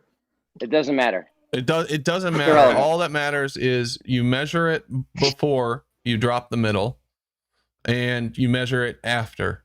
Whatever The distance thing this is, if you have an accurate way to measure it, you may not even need to measure the whole thing as long as you can push the center down and see what the ends do. The only way to do it is to make the plumb lines, though, because like this woman just what's her name? Smurfer. Like Smurfer just said, how are you going to measure it? You won't know unless you drop those plumb lines at each end, if it got shorter or longer. You have to have That's how it. Yeah, you you have to tell. have you mark the spot where it is when you first lay it out, and then compare it against that mark when you push the center. Yeah, I don't understand where you're making this Oh, problem all right, from. all right. She had a valid point at first, but So, No, I'm so still that's confused what how you're you're doing. measuring 10 miles You're on Earth. making it into a chord by pushing it down. Assuming this. So if you're testing for the globe, you've got this thing following the water top. You push it down, and then, as you say, the end should then get further away. Whereas on a flat thing, it would then become closer. Yeah, that's actually. So are you saying you're pushing it down the expected amount of Yes, you would need to push it down were it flat?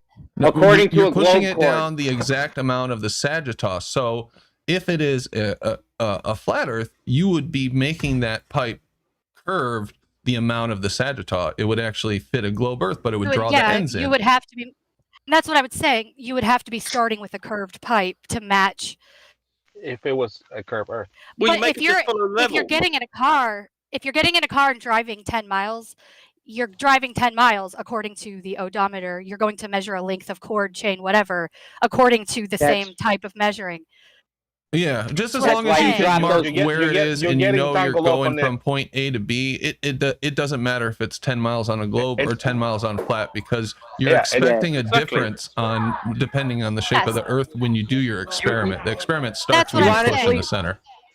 10 You miles, honestly- that's what I was saying. 10 miles is 10 You honestly, miles. Yeah. It doesn't. It You could be honestly 5 wouldn't. miles. You wouldn't even have to measure I kind of feel what you she's wouldn't saying. I mean, I feel like she's saying 10 miles is 10 miles. But Yeah, the thing is, like, hold on, we're not hold on a measuring the second. distance, though. We're not measuring the distance. We're checking what the end of that pipe is gonna do. The That's difference. what we're The only thing that checking. matters is the difference. It doesn't matter how Are you long going it is. to It's go? the difference There's, that the matters. Earth is gonna be the Earth. It's not gonna change. The only Right. the length is still gonna be the same 10 The miles. length of the hold Right? on, The you Earth guys is are gonna missing be the Earth. It's going How to you be gonna- straighter if it's on the globe and it's initially on the surface of the water and you push it down. It'll then become straighter, therefore longer. There you go, You guys are Rumpus. missing it. If I you don't mark know. those It sounds points, like if you It's mark already those I don't know. points, Well, let me read these super chats because I'm getting behind here, and then we can go back to discussing this. B-Ball for Life, US $5. Are you going to admit that you and your panel were wrong about the spacesuit helmet's ability to swivel? He's referring to the Gemini, I think it was Gemini. Yeah, the Gemini spacewalk footage that we said the helmet turned unnaturally. Said, well, their ability to said, swivel doesn't change the fact it still looks like stop motion. Yeah, Like, I agree with that. whether they can or not. Yeah, well, that's because it was crappy. That's the 60s, for Christ's the frame sake. rate is slow. It's God, 11 honestly. seconds. Yeah, the CGI wasn't 11 very frames good. per second. Yeah, they only had a slow film camera. What the hell do you expect in the 60s? Jesus Christ. It looked fake as hell, though, Rumpus. Because it was at a slow frame rate. I don't care what the That's not reason it true. looked fake for. It looked No, it looked fake as everything hell. looked fake to you because you don't understand what You it should know look it's real like. because it looks looked fake. perfectly fine. Yeah. That's not true. Actually, a slow motion is a more advanced method of filming things, Rumpus. It's not. No, it wasn't slow motion. It was just a few had fewer frames per second. That's not slow motion. Is when How you many frames? Listen. It's To do about slow 11 motion or so. It's to called, do it's slow called motion. To low do slow frame rate. motion. To do slow Hold on, motion. how many frames were there, Oh, Rumpus? Jesus How many Christ. To do frames? slow There were motion, 6 frames. you run How the many- film more quickly and then you run it at the normal speed. What Yeah, they how had many was just frames? a slow frame per second. How many frames? 6 frames per second. There you go. That's very low frame rate. 1/4 Exactly. of the That's very normal low frame frame rate. So that's So not more sophisticated. That's less sophisticated. yeah, it still looks fake. All right. Anyway, next. Hey, George. Hey, B-Ball. I don't really care about the helmet swiveling, to be honest with you. Anybody else George, want to admit sorry. that the helmet is supposed to swivel? No. Okay. We'll come back to that if we want. Mr. Gadget, US $2. Thank you for the super chat, B-Ball. If Ranty doesn't super chat $50, the Earth is, and then it's got this weird emoticon that looks like a blue ball with some splotches on it, and a smiley Say it. face with a dollar tongue. Say it. Is that globe? Globe. Thank you very much, Mr. Gadget. Appreciate that. And almost unbelievable, $2, 2 British pounds. B-Ball, moon landing were fake. Prove me wrong. That good luck. That's a tall hill to climb there, B-Ball. Try it. All right, I'm good now. Let me Rumpus, just respond. real quick, hold on a Rumpus. second. All right, go ahead, Travis.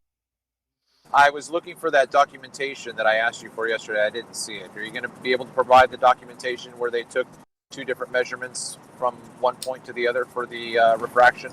I will provide you that document at some stage. You didn't endear yourself to me, I'm afraid, so I didn't put that much effort into not doing it. I told you I'd like to hear the sultry sound of your voice yesterday. You did say that. You did say that. Yes. Yes, right. I would. I'll provide you the within the next day. I've had a busy day today. Hold on, let me just explain Leaky's thing real quick about how you tell the difference if it's longer or shorter. You just draw a line in the sand or make a mark or drop a plumb line or anything. You don't even have to measure the thing that we're doing. Correct. You don't. It doesn't even need to be measured. Correct. But longer or shorter means longer than what's expected or shorter than what's expected. What's expected is drop a you 10-mile got line. 10 miles of shit to deal with. That's never going to change. So it's going to magically be less than 10 or more than 10? Yes, Like, let me explain. I don't get it. Hold on. Let me explain.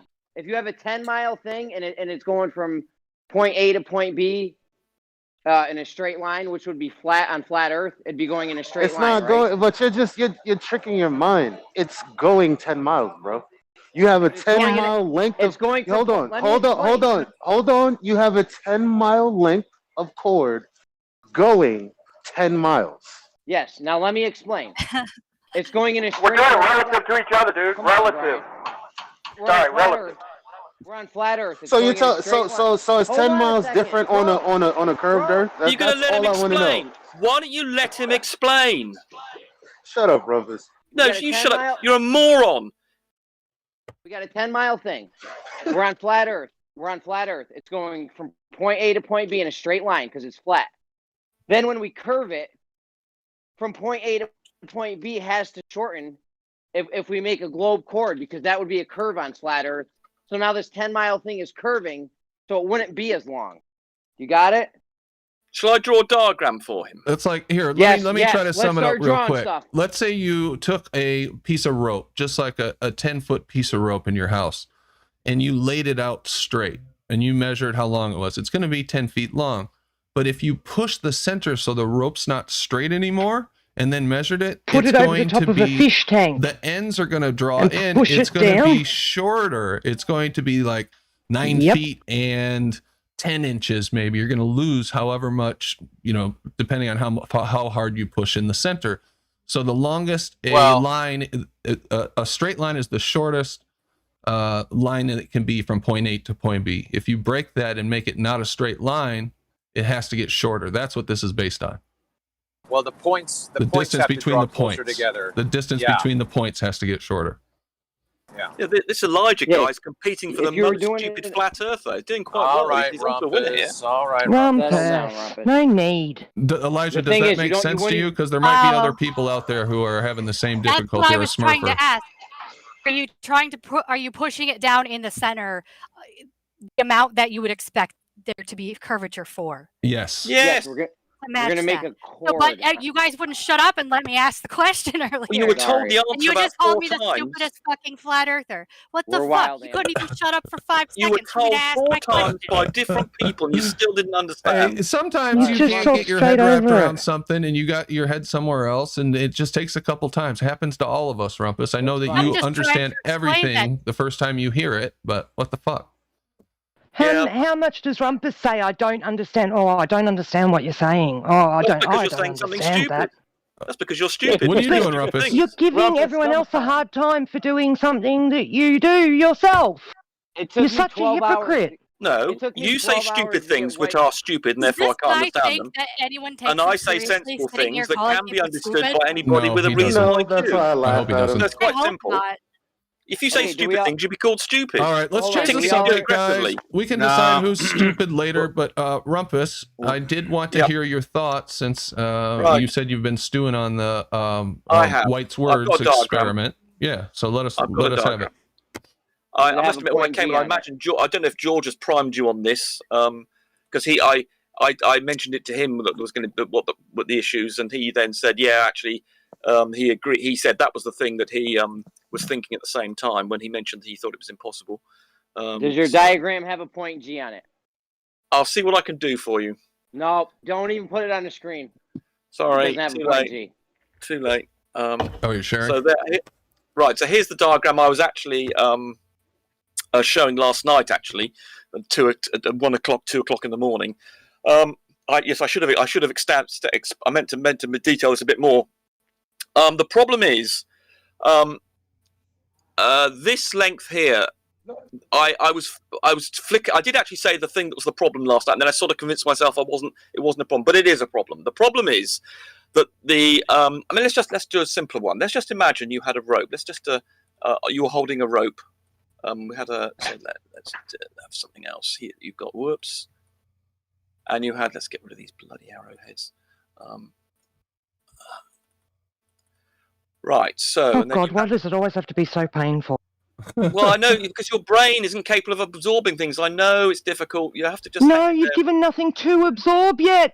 I'm Yeah, well, bored sorry. waiting for you. I'd love to see you try and do what I'm doing, Paige, because you wouldn't be able to do it. Right. So. Of course not. It's a drawing, Rumpus, for fuck's Yeah. And it's more difficult than you might think. This is Dunning-Kruger in action. You've no idea what you're talking about, but you think you could do it. Classic case of Dunning-Kruger. Right. That's not Dunning-Kruger, buddy. That is. She thinks she can do something. She's It's no not. idea. She's never done it before. And you know what? I'm She's no taller idea. than you too, Dunning-Kruger, Rumpus. Rumpus, why are you Dunning-Kruger wobbling? is when you say something you with said that certainty you and you're diagrammed wrong. something out, and now Yeah, you're she is wrong. changing it. She's Okay, wrong. listen. Listen, I wasn't finished. No idea what she's talking I about. didn't say anything to be wrong about. Like, You did. You said you were implying it was easy to do. You were implying All that right, you let could it do go. it. All right. Rumpus, Your drawing's anyway. beautiful. It's not boring. Right, Let's right. just see it. So, right. So the problem is, so let's imagine we've got our 100 kilogram. Imagine you were just putting a rope in your garden or something, and you were just laying it down, and you had your rope. Let's have it here. Let's extend that actually. You had your rope. Okay. Whoops. So let's imagine this winding around here. Right. Now, if you were to put a weight on it, then now that I was initially sort of thinking this is massless, this is part of the problem. But if the rope has mass, then what you're going to do is the mass of this that you're pulling, like, or the winch or whatever force you're doing, however you're doing it, you're going to raise the rope up until eventually, and because it has mass, the tension here is going to be great. When it gets down to here, that means there's no tension vertically. The mere fact it's resting on the ground means there is no vertical force pulling up on it. And effectively, what the 100 kilograms here means, it's going to pull up. Let's make it 10 kilograms, actually. Let's make it more realistic to a real-world situation. So if in your garden you decide to raise some rope that was lying on the ground, it would raise up the mass of 10 kilograms. It's actually more than that because there's a vector involved here. Because the tension is going to be, the tension of the in here is going to be not angled vertically. So the point is, in effect, what this is going to do, it's going to lift up the rope until all the power, all the weight and tension of the rope is going to just be used to lift up the line. Well, can't we use a leaving pulley? you with, yeah, even if you use a pulley, that's what I've got here. It's geometric. It's nothing to do with the friction. This has nothing to do with friction at all. I'm not So it's nothing talking to do about with friction. A pulley, you can lift twice as much with half the weight, right?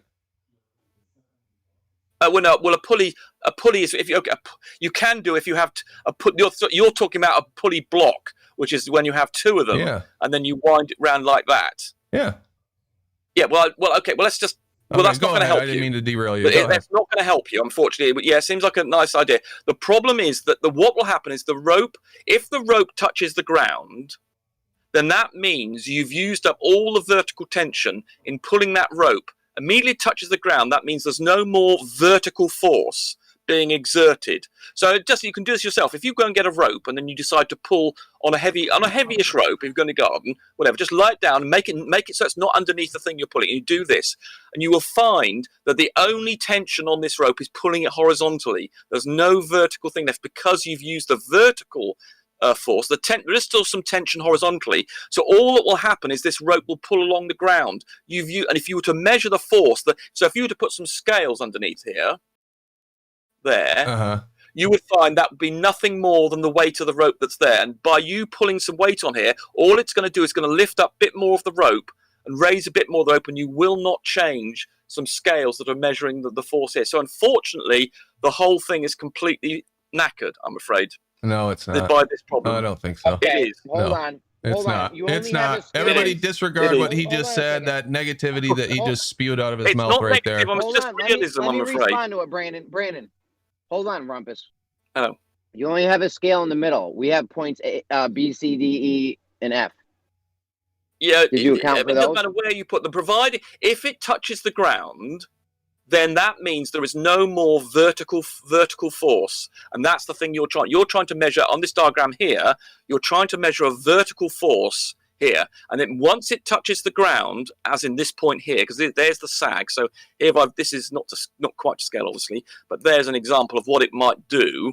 Then immediately it touches the ground. That means you've used up, in effect, all of the vertical force in lifting the mass. Now, obviously, if the line was lighter, let's suppose this was a very light line, what that would mean is it would just mean the sag would go further on. But immediately it touches the ground, you will have used up, if in effect, the vertical tension.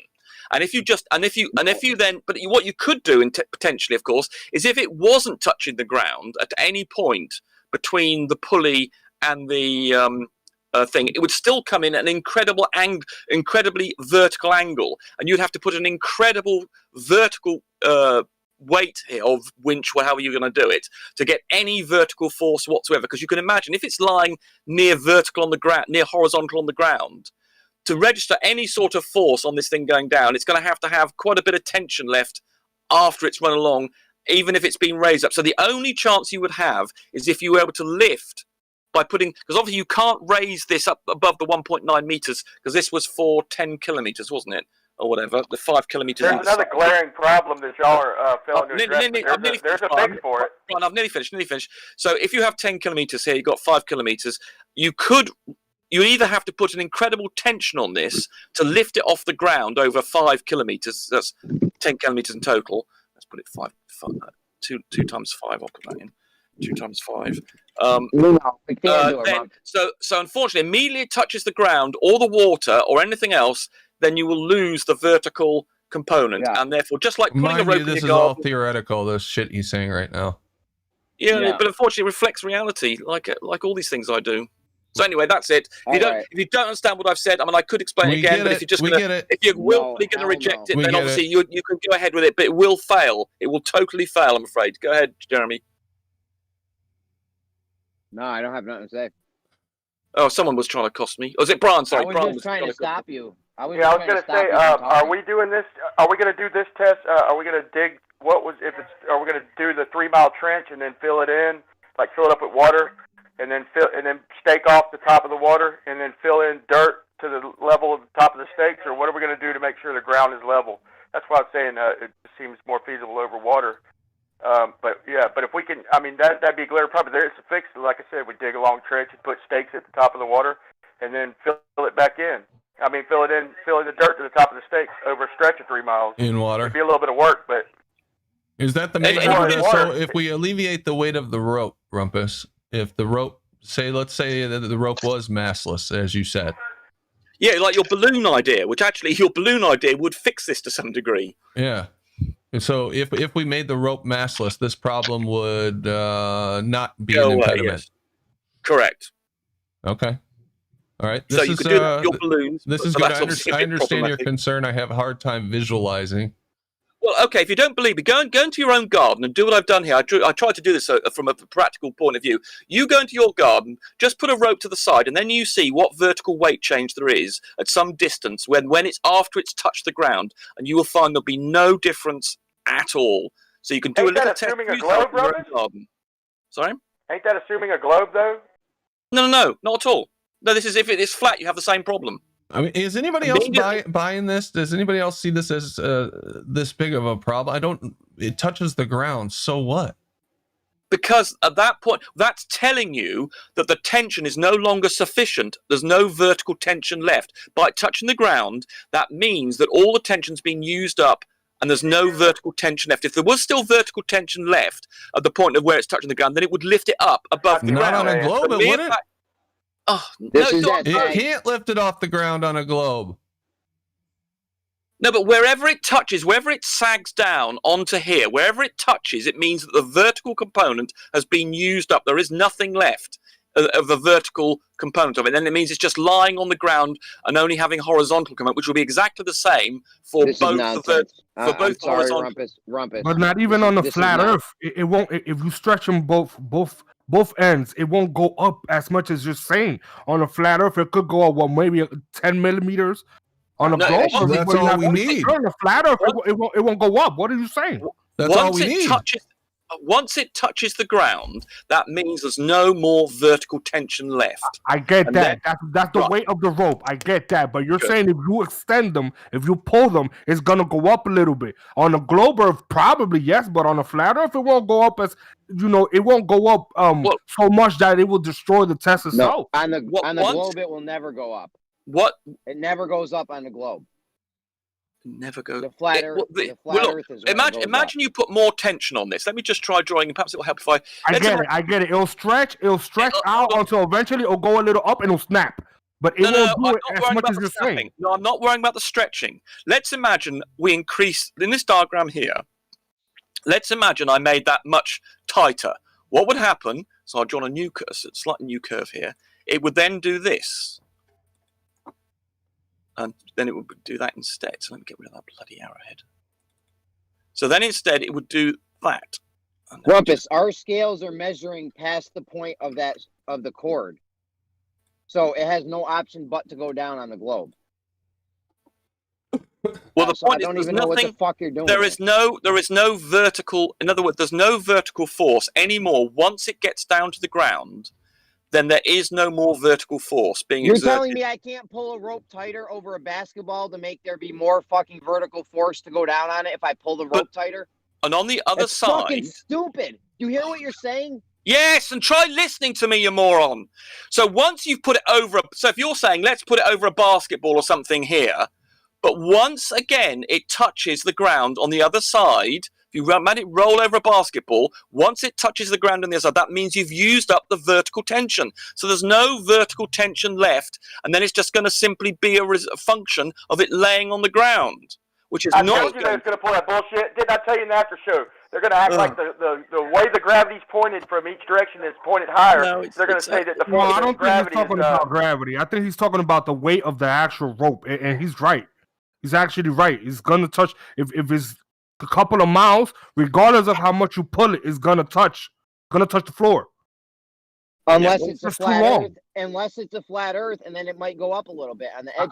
I don't even think on a flat Earth. I think is if it's like all those miles that you guys are saying, it's gonna touch the floor. It's gonna sag. It's just too There's long. definitely going to be sag, but Brandon, pull up the diagram that White drew, so they can see what's going on here. Brandon, it's up. Look at Brandon's screen. Fuck, where is it? Yeah, we're doing that. I was looking at Brandon's. Hold on. Yeah. Is it on there now? I don't see. Maybe it was a moment ago. Yeah, It's yeah, on. It's on. Yeah, it's Okay. there. See, do you see? Look at the bottom. Look at the. Hold on. Can't fucking get it up. But I know. I realized after. Oh, he didn't draw it on for a flat Earth. It is down. You Yeah, go it's scroll down down below. on the flat Earth. Isn't he? It's just below Show that. the It's the flat Earth. mark. Show the flat Earth. Here we go. See on the flat Earth at point B. Point See how it's B. going up? Yeah. See how it's going up? B and F. Yeah, but it's not. It's touched the ground. Therefore, there is no force. There is no vertical force left. Once it touches the ground, that means there is no vertical component in the force. Bullshit. Oh my god. Bullshit. You're telling me on a flat Earth we couldn't B from pull this point A? rope Oh, off of. dear. This is what Or you're B saying, from point Rumpus. C. Listen to me. Your Give me a test- fucking minute. You just talk. If you pulled this rope tight, you're telling me that we couldn't get that rope to come off of point B and point F? Listen, Brandon. Once it touches the ground, so in between if you use the drawing you've got, in between A and B, it touches the ground. That means after the point of touching, there is no vertical component in the force. Therefore, it will not be detected anywhere beyond where it touches the ground, up or down force. Once it touches the ground, as drawn. Well, okay, there's two diagrams here. One is the. Okay, the ones that. So I don't you're know which telling one's the me once a rope touches the ground, I can't pull it tight and bring it up off the ground?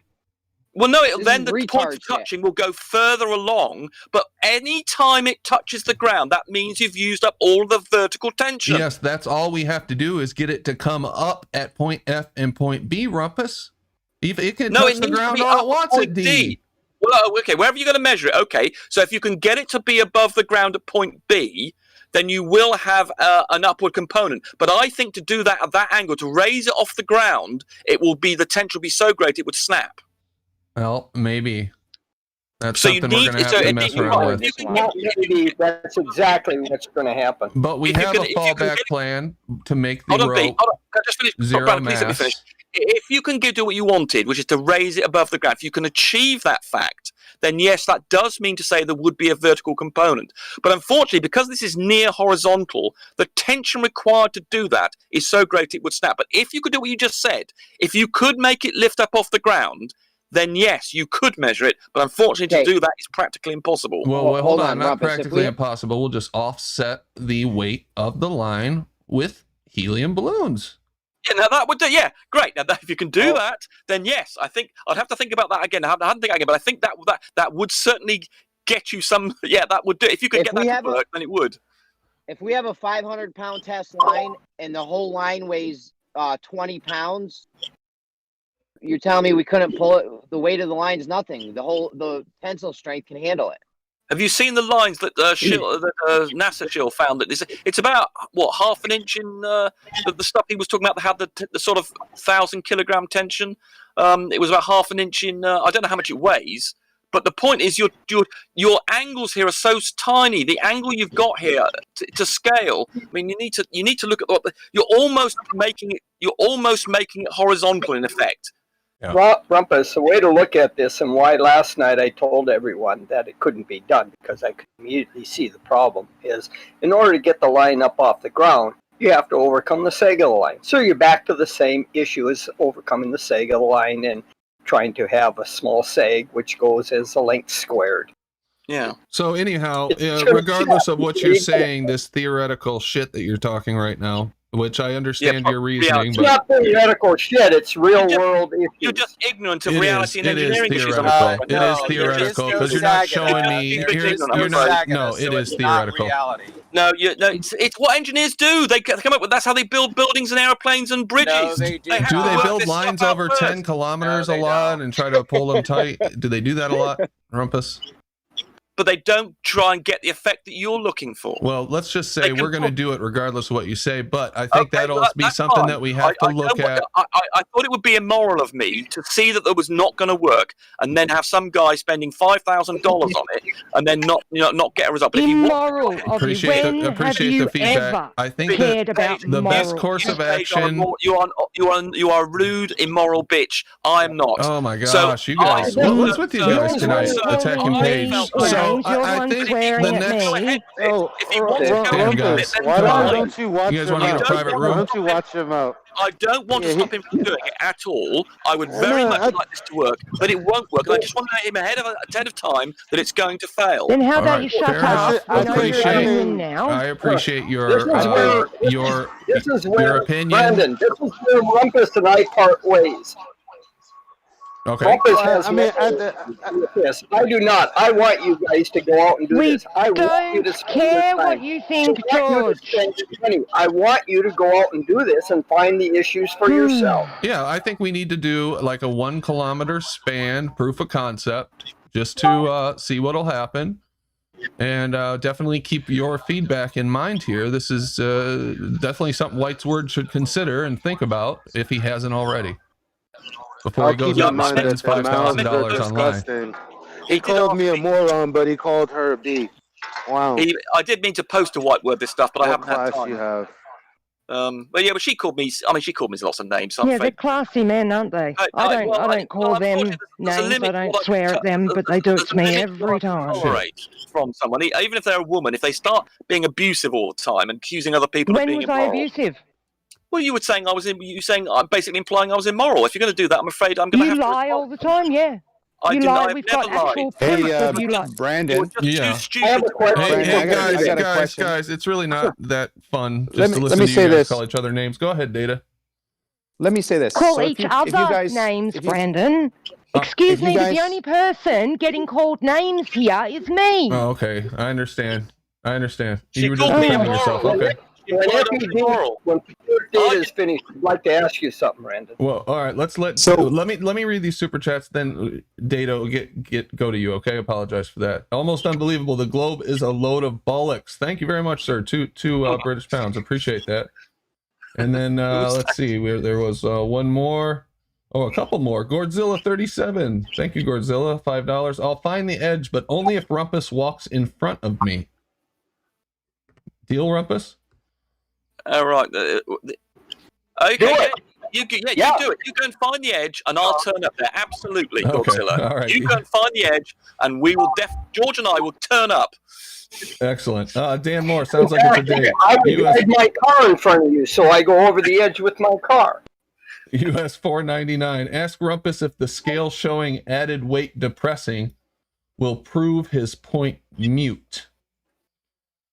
If the scale showing added weight depressing will prove his point mute. I don't understand. Clarify that a little bit, Dan. Which scale are you referring to? Maybe reword it a little bit. I'll ask it again. I think you meant to say moot. Moot. His point's moot. Moot. Yeah, moot. It's M-O-O-T, not yeah. He's just saying if the scale shows weight in either direction, if it shows force up or down, obviously you would have been wrong about it, right? Correct. Yeah. Yes, absolutely. I would be wrong if he registers if White managed to get a change in the scale. So in other words, if he puts the weight on and he takes it off and he gets a change in the scale, depending on if he's put the weight or winched it or unwinched it. So it's a good idea for him to test both. Winch it up, winch it down, just to make sure that he's getting a change in the scale that matches his behavior, the cause and effect. And if he does indeed get a change in the scale as a result of him winding the winch and unwinding it, then yes, I would be proved wrong. Okay, fair enough. I think that answered your question. If it doesn't, let me know, Dan. Appreciate the super chats, guys. Thanks again. Data, go ahead. So my idea is if you have two stakes in the ground, and if they're perpendicular and parallel to each other, there'll be tension between the line. Now, if you were to live on a sphere, the tension over a period of time would increase, right? Because you're going over the poles are diverging more and more. Over time, right? You So, said time. well, I mean, over distance, really, is what I meant. Sorry, over distance, the tension would increase because the divergence would get greater and greater from the last pole, right? Or from the first pole, sorry. Okay. Right. So if you, I was just thinking if there's a way to mathematically do it based on the presupposition of a sphere on the tension line. So basically what you'd be able to do is calculate the divergent angle between post 1 and post 20, let's say. And that angle would cause an intention increase on the line, correct? You understand what I'm saying? Should we draw a diagram? That would make it easier. Should we draw a diagram? Can I draw a diagram? Oh God, I hate your diagrams, Rumpus. I hate them. Okay, I think we do need a diagram in this case, and either I can do it or Rumpus can do it. He's got his tools handy. So unless you want to do it, Data. I'm happy to take instruction. Well, here's the premise. Go on mute. Go on mute until you figure it out, and then come back. Don't do it. Don't work out your shit live. What do you mean? Not you, Data. Rumpus, if you're going to be the one doing this drawing, go on mute. Not be under instruction. I'm not going to. Okay. He's going to tell me what to do, and then I'll draw it. Okay, so here's the example. If you have 2 points and they're the equal distance apart from each other, but the tops. Okay, do you want me to draw it? Then I'll try and draw what he's saying. Okay, so you want two points.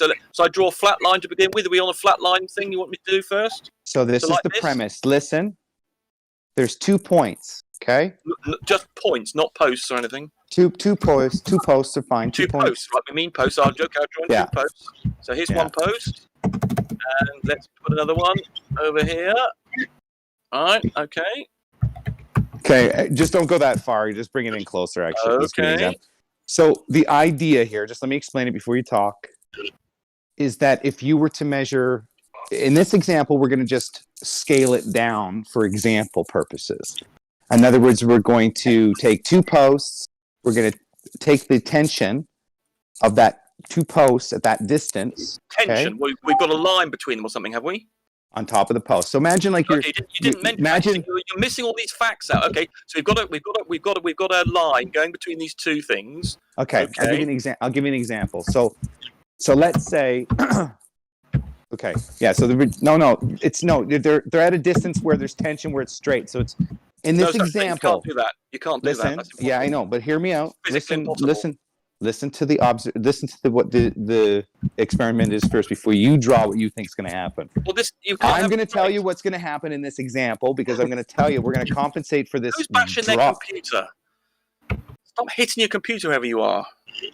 So listen, you can have a trip line. Put it this way. Let's say we're doing trip lines, okay? I don't know what a trip line is. Yeah, it's a straight fucking line between 2 poles. The point is. It's impossible.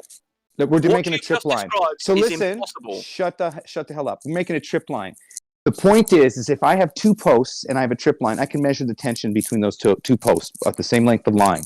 Now, if they happen to be the secondary post, the top of that is slightly angled to create more tension. You understand? Someone's got ASMR. Someone's got their mic and it's just scratching against something. It's crazy. Scraping. I don't see anybody lighting up. Is that my? Oh, it is yours. It sounds like your whiskers are hitting the mic or something. Yeah. Right now? No, not now. Earlier. Okay.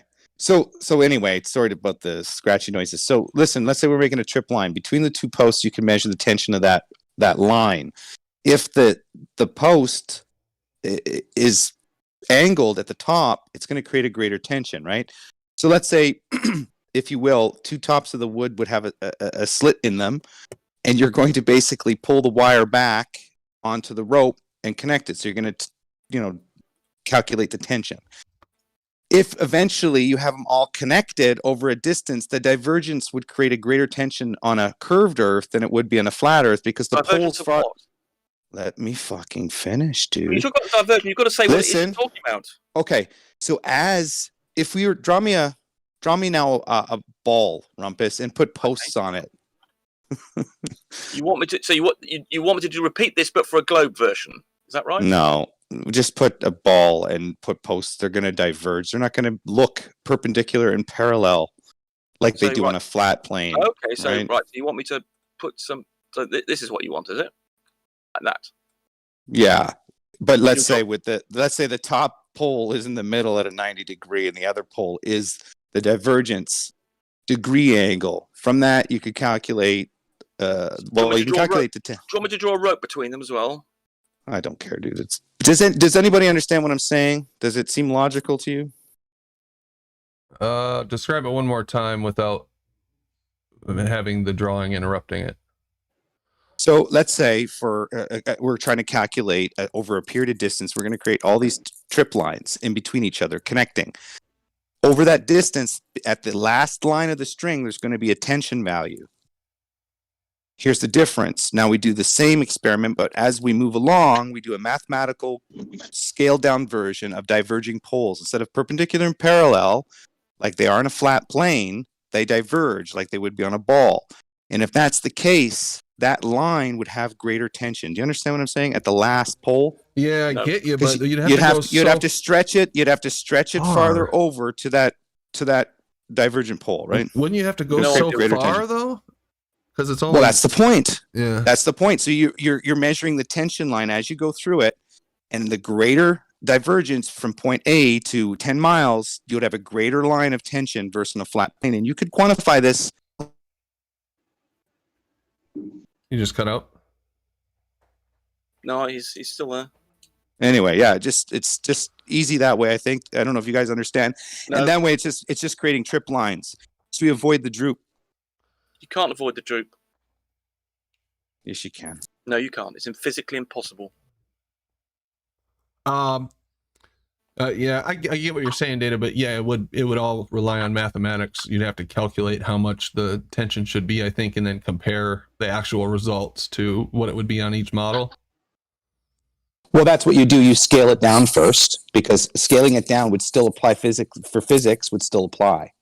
So all you'd have to do is upscale it based on a presupposition, which in this case, the presupposition is an 8-inch per mile square. So you could probably have an air ratio in it, most likely. But the point is you could scale it down, because the angles and all that shit don't matter. It's just math. I gotcha. So you could scale it down, right? So you can scale it down, calculate the tension between them. And if it's on a ball, the last pole would be the greatest tension. It would increase in tension. The tension of the pole here than it is of this. It would, Rumpus. It would, Rumpus, because it would diverge. It would diverge from the first pole. So each divergence would get greater and greater. You'd need longer and longer line. The tension you would need longer and longer line. Exactly the same as the tension at B. You would need, listen, if it was a flat Earth, the line wouldn't be as long as on a curved Earth. Between 2 points and a position on a sphere versus a flat Earth, the line would be longer on a sphere between those 2 points. Right, you've got a longer line. Went out 10 miles. So you'd have to take the same line and stretch it further. That's why you calculate it in increments on the tension, but you'd know the overall length of the line. You do know that lines stretch, don't you? They're already for the experiment that we were talking about earlier. That's why you calculate the tension. Let me finish my goddamn sentence. White's word, for instance, we worked out that you'd have to wind in about 150 meters worth of line. So you then need to work out what the extra tension that would cause, and you've got to wind in a load of line. This is, I mean, I don't understand a word you're saying, basically. So listen, let's say you did your one trip line. You measure the tension between the two trip lines, right? Then that second trip line is now pulling on those first or the third trip. We've got 2 trip lines now. So listen, one trip line is 2 poles, right? Then we need 3 poles can make 2 trip lines, right? The point is every pole is pulling on the next pole Okay, so you want me before to it. put another post in here? You want me to put another post Anyway, here? I explained it. It's pretty. Yeah, and you've never ever explained anything properly ever in your entire life. I'm sure everybody can understand it properly ever because you can't, because you don't understand Zero physics or maths. Okay, or calm geometry. down, Rumpus. Jesus. Okay, thank Rumpus, you, Data. Rumpus I is just something think that it won't, the precision you would need, and it would rely on you being able to calculate it correctly, which I think you could, but I don't think it would have that same impact of, you know, if it does A, it's globe. If it does B, it's flat. That same really in your face. But it's the same claim is that they're calculating plumb bobs to diverge on the Earth. Oh, they're full of they're shit claiming with that, dude. They can't do that. That's So bullshit, you know. But that's the whole claim. Fjord Lights don't show that. Things like what the main survey does shows that exactly. No, it doesn't. Yes, it does. Absolutely, No, you've 100%. already debunked him And yourself. you just don't understand it. That's your Rumpus, I had you debunk that a couple weeks ago. You didn't even know What are you talking debunked about? it. I didn't tell you. It was the main No, that was surveyor, where but he I was gave you allowing his for numbers. refraction. If you, I didn't Jeremy, tell you if you, Jeremy, listen. What you think is a debunking was just how you allow for refraction. But the curvature of the Earth is greater than the level of refraction. So even if you do ignore the refraction conditions, you would still get the valid effect because the refraction effect is less than the curvature effect. So, Brandon, just out of curiosity, you know a weight scale you can put in between the lines, right?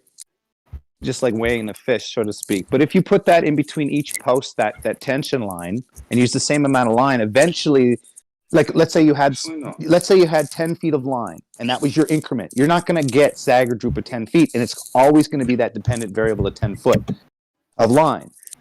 But each Data, can you do something with your mic? Crashing the computer again. Data. Not only did Rumpus, not only did you debunk it, Ruhip also debunked it. Who is crashing away their computer? Data. It's Is data. it Left Lane, Whitesword, or someone? It's data. Data. Also, your mic is still scratching, man. It's driving me nuts. Hey, Brandon, Yo.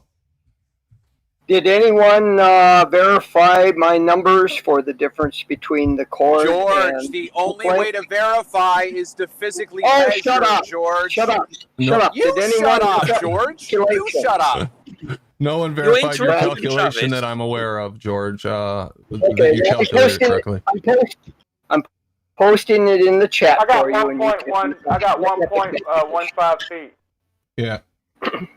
Leaky debunked you. Hey, can you share what you did, Leaky? Maybe we can work this out between you and George. That ought to be interesting. I went to a couple of art calculators, but I'm getting different answers on different calculators, dude. It seems to be fucking. That's what I'm doing. I'm triple checking this shit to see which answer You're I telling get. me you're telling me the globe model's all convoluted and confusing? No shit.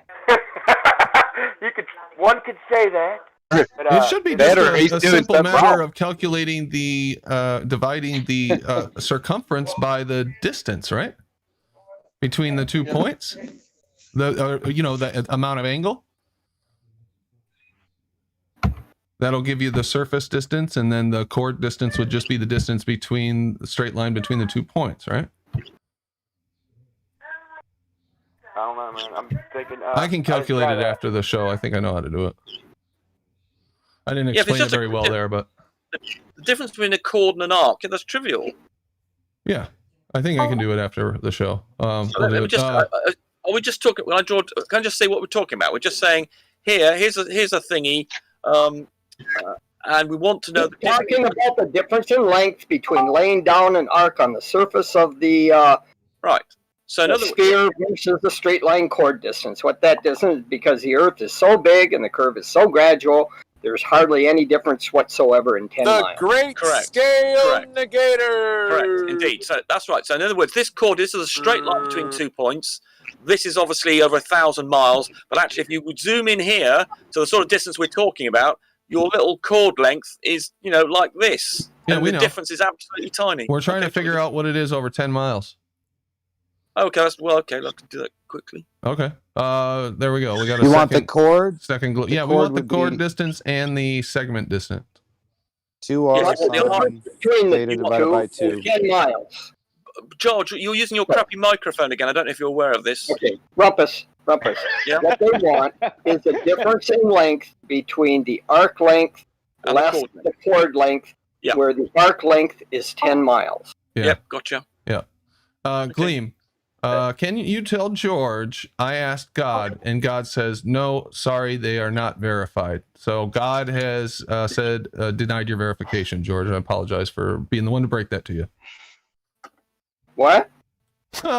What? He's just making a joke, I think, George. Don't worry about it. Gleam, can you tell George I asked God? So Gleam talked to God, and God says, I no, heard you sorry, say they are not I verified. heard you say it the first time. It makes no sense, as usual with Gleam. Okay. It doesn't matter. All right. I just want to make sure you heard me. I'm not interested in what Gleam has to say. Okay. All right, guys. Made sense to me. I also got 1 and 3/4 inches, man. To me, it has to be a distance. I've revised my my statement. I say it has to be at least 6 inches different. But if we're doing it relative to each other, 6 inches would be enough. Because if it's something that's curving, we pull it flat, even if it's over 50 fucking miles. As long as the material doesn't stretch that we're using, it can't stretch. I think 6 inches is enough personally. It either goes in or out. What is the definitive? What is the definitive distance in this hypothetical scenario? Like, It's going to stretch by 10 150 miles or meters. 2 miles? It's going to stretch by 150 meters if you pull on it. No, we're That's not what talking we're about a talking line. about. You missed the whole thing, Rumpus. We're talking about a 10-mile long PVC pipe. Okay. Well, just focus on the calculation. Okay, all right. Okay. Bloody hell, Jesus Christ. All right, so nothing I've heard tonight convinces me that White's word isn't still the way to go. Definitely still think that that's going to be our way to go, one way or the other. So That's because you don't work. understand geometry. That's because you don't understand physics and engineering. Well, all right. We're still going to do it. I mean, no matter what you guys That's say, we're going to do it at this point. Just as long as he knows ahead of time it's not going to work, but he goes. He'll certainly find out a lot about the issues, which will be great for him. So that's good. If it does work, though, if it does work and show that it's a flat Earth, you're a flat Earther the next day, or what? Yeah, if he does manage to get a force on this, then yes, he'll certainly prove me wrong as regards to saying you won't get a vertical force. Yes, unless if I buy you a flat Earth, T-shirt, will you wear it around to get groceries and run errands? If he manages to prove that the causation of the thing changing is adding the weight on it, then I'm going to have some problems. Yes, I might have to jump into something or something. Hey, Jeremy. What? Honestly, seriously, either way, what the hell are we all going to talk about? Jesus Christ! Stop it! Whoever is bashing their keyboard, computer. I don't even God hear damn that. Are it. you sure it's not in your head? I don't hear No, it. I think it might be you, perhaps.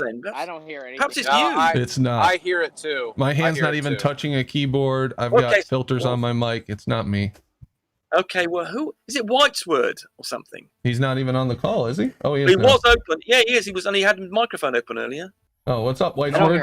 think it was George. I think it was George because I Perhaps it saw was his thing George, flaring yeah. up every time. Yeah, it could have been George. Yes. George is now suspect number 1. All right.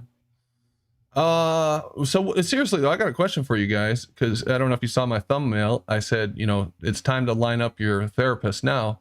If this experiment works and we get a result one way or the other, what the hell are we going to talk about? I mean, if it shows a flat Earth, there's going to be a lot of fucking shit to talk about. That's true. That's what I was saying, man. It's going to open up the door to everything. We're going to have everything to talk Earth, about. if it's a flat Earth, I'll tell you what. 300 people on your panel. I'll tell you what. Listen, hold on. They're going to deny it. They're going to find some way. I mean, we already did it with Black Swans.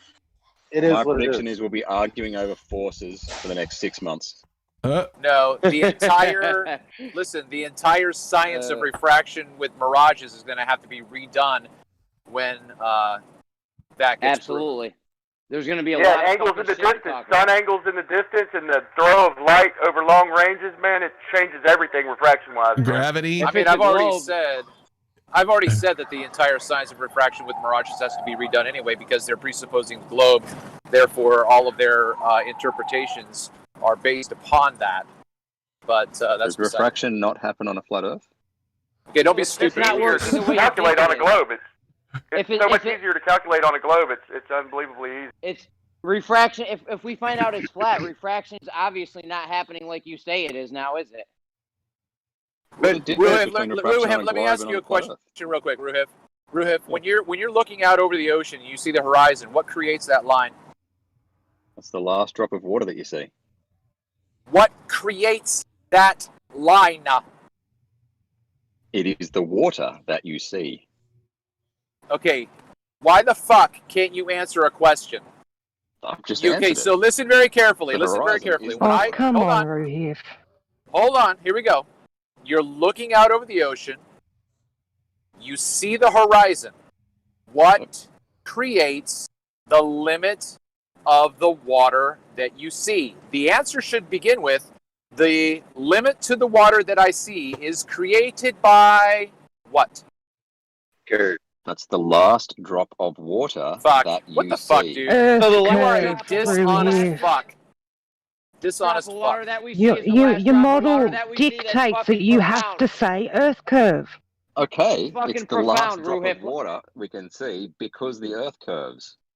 There you go. Okay. How right. is that so, contentious? okay. Now listen very carefully. Listen very carefully. So, my statement that the entire science of refraction with mirages has to be reworked is because that's not what creates the limit of the water that you see. What does the mirage have to do with it? Okay, refraction. I'm in my car. Okay, very I carefully. can You see just a asked the mirage question. in my Hold on. car. Very carefully. Very quickly. Two things. If there is mirage, that creates the limit to the water that you see. If there is no mirage, refraction of another phenomenon creates the limit to the water that you see. Okay, There's so no either refraction, way, then you've got a true horizon. okay, listen. Oh, sorry, if there's no mirage, right? Yeah, no mirage, you've got a true horizon. Okay, Ruhif, I have demonstrated this over and over again on my channel. That is absolutely false. No, I can see boats behind the horizon, verifying that the horizon is true. That's where it is. No. Okay, listen. Yes. Okay, listen very carefully. The problem with that claim that you're making is you would have to verify where that horizon is physically in order for your math to be justified. Before the boat. And no one has done that. Excuse me? It's before the boat. Okay, Ruhif, no one is arguing that the horizon is in front of the boat. Okay. Okay. Welcome to the globe. If you're going to tell me that a container ship at 13 miles is blocked by Earth curvature, then I'm going to ask you, if your observation is at 150 feet, where is your alleged curve? You're going to crunch the math, and then you're going to say the Earth curve is at 8.25 miles away. Now, the only way for that to be verified is for you to get your ass out there and put yourself out 8.25 miles. Sorry. If you go out, okay, fine. If you go out, okay, bye. If you go out 8.25 miles and you're not on the horizon, then you're wrong. Oh, speaking of which, you did some stuff with Joe Mama, where you took the boat out there on the horizon. How'd that go? I know. It went great. So the only shortfall that I forgot was to ask him to take pictures of each of the platforms when he got there, so I'd be able to make a PNG of them. But what I did and have not had the time to review, it, but I had him start at platform Gina. He made his way all the way across in front of each of the G platforms, and we got his coordinates. So what that should do is, if we took a bird's eye view looking down, we should see a perfect arc with those coordinates if the distance to the horizon is equal at every single point. Okay. All right. Well, looking forward to hearing about that. Yeah, you're gonna be a busy man when you get back home. I haven't even looked over the footage that I shot last year when I went out and shot Anacapa. Oh my gosh, you need some help, man. Really? You want some volunteers? We could ask for some volunteers. Probably has to be you though, huh? I mean, they could. No, it doesn't have to be me. They could look through your stuff and, so, hey, this looks interesting. Take a look at this, Travis. Like, Definitely. That'd be fantastic. Yeah, if anybody's interested in helping Travis look through some of his observations, his hours and hours, probably tens, hundreds of hours of footage he's got piled up, needs to go through, reach out, come in the Discord. The link is in the description of each show, or just hit Travis up on his channel, The Plain Truth. The Plain Truth. I'll put the link in the chat. Anybody else doing anything that they want to plug? I wanted to say that's why we love you, Travis. You take all the effort and all that time to crunch through and get the interesting stuff, man. Hell yeah. Yeah. Well, we don't want to do it. We want him to do it for us, right, Brian? Yeah. Well, this is the part that I love doing. I mean, this is what a team is for. I would need team members to do all of the measurements and the math. I have no desire to do that stuff, right? I'll get out there, I'll shoot the shit, and then I'll review it and watch it. But it's not just a one-man venture. Well, we have someone that has already volunteered to help you. Do tell. Jose J.G. Gonzalez. Yeah, tell him to fuck off.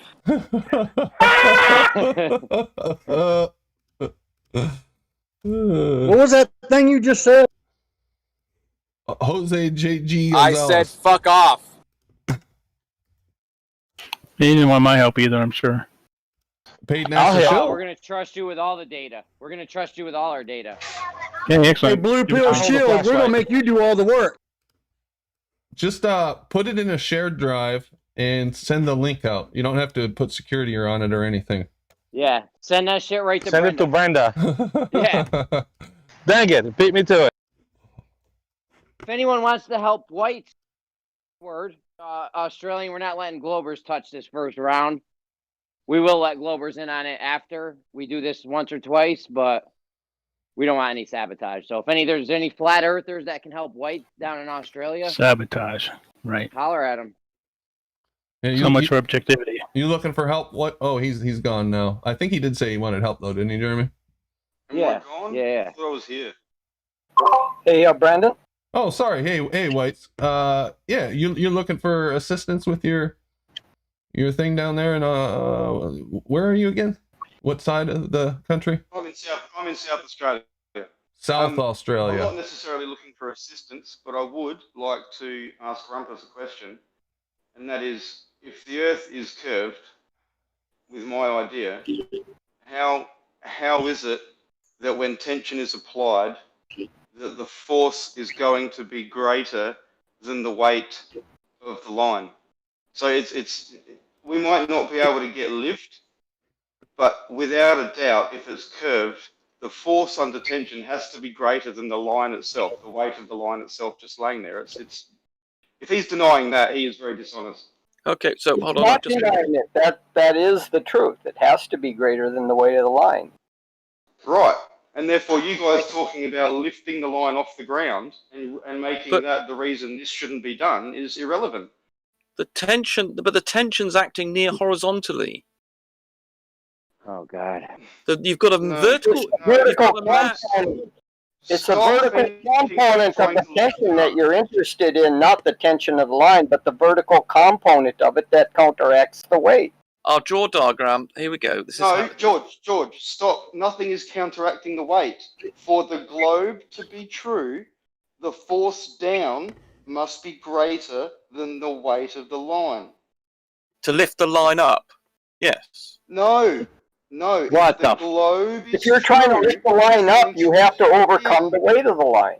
You guys even listening to what he's saying? You're being dishonest as well. So are you? Look at my picture. Look at the globe section. Yeah. White's word. Did you accept that you have to lift the line above the ground before you can start getting any results? No. We're not even listening No, to do White. you accept? Can you just listen, please, George? Listen, Rumpus, listen. Forget proving the flat Earth side of it. Yeah. Right, just forget that for a minute. Yeah, we understand Look that. at the curved model. Yeah, we know what your model diagram is. I know what he's. White, I know what you're doing. We understand you exactly. Rumpus, what he's talking about. what he's talking about, Rumpus, is Can you both stop and let him explain it? Shut up, Pat. What he's talking about is if you pull tension on the Oh line, my God, there how should be a arrogant. component downward that pushes on the scale to register a force greater than the weight. Because the line will have a tendency to move towards the cord through the earth, so it's going to put a force on the scale downward and increase the scale reading. So yeah, the trouble is though that actually acts in reverse to the sag, and then for you.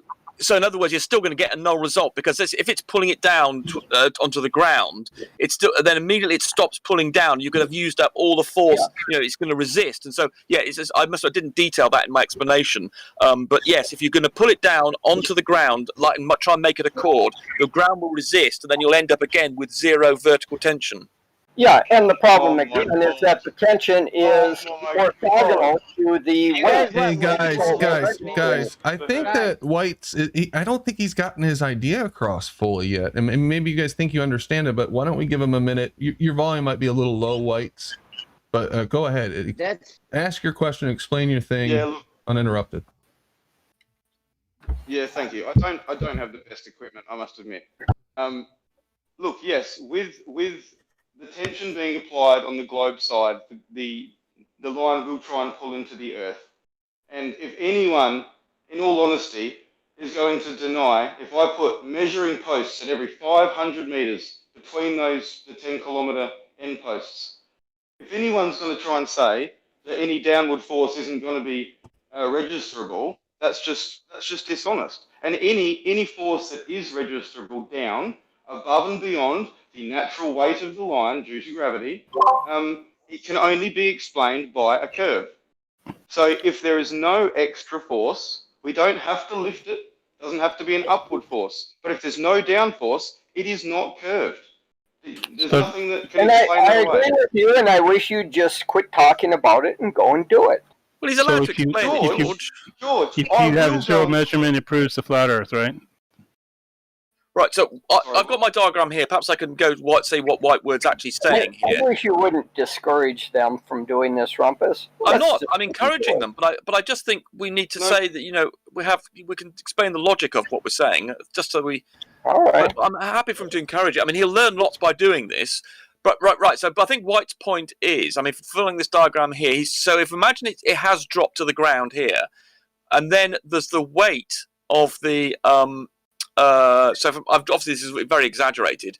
Then, if there is any excess, whatever tension is in here, he's saying that this is going to pull it downwards. I think.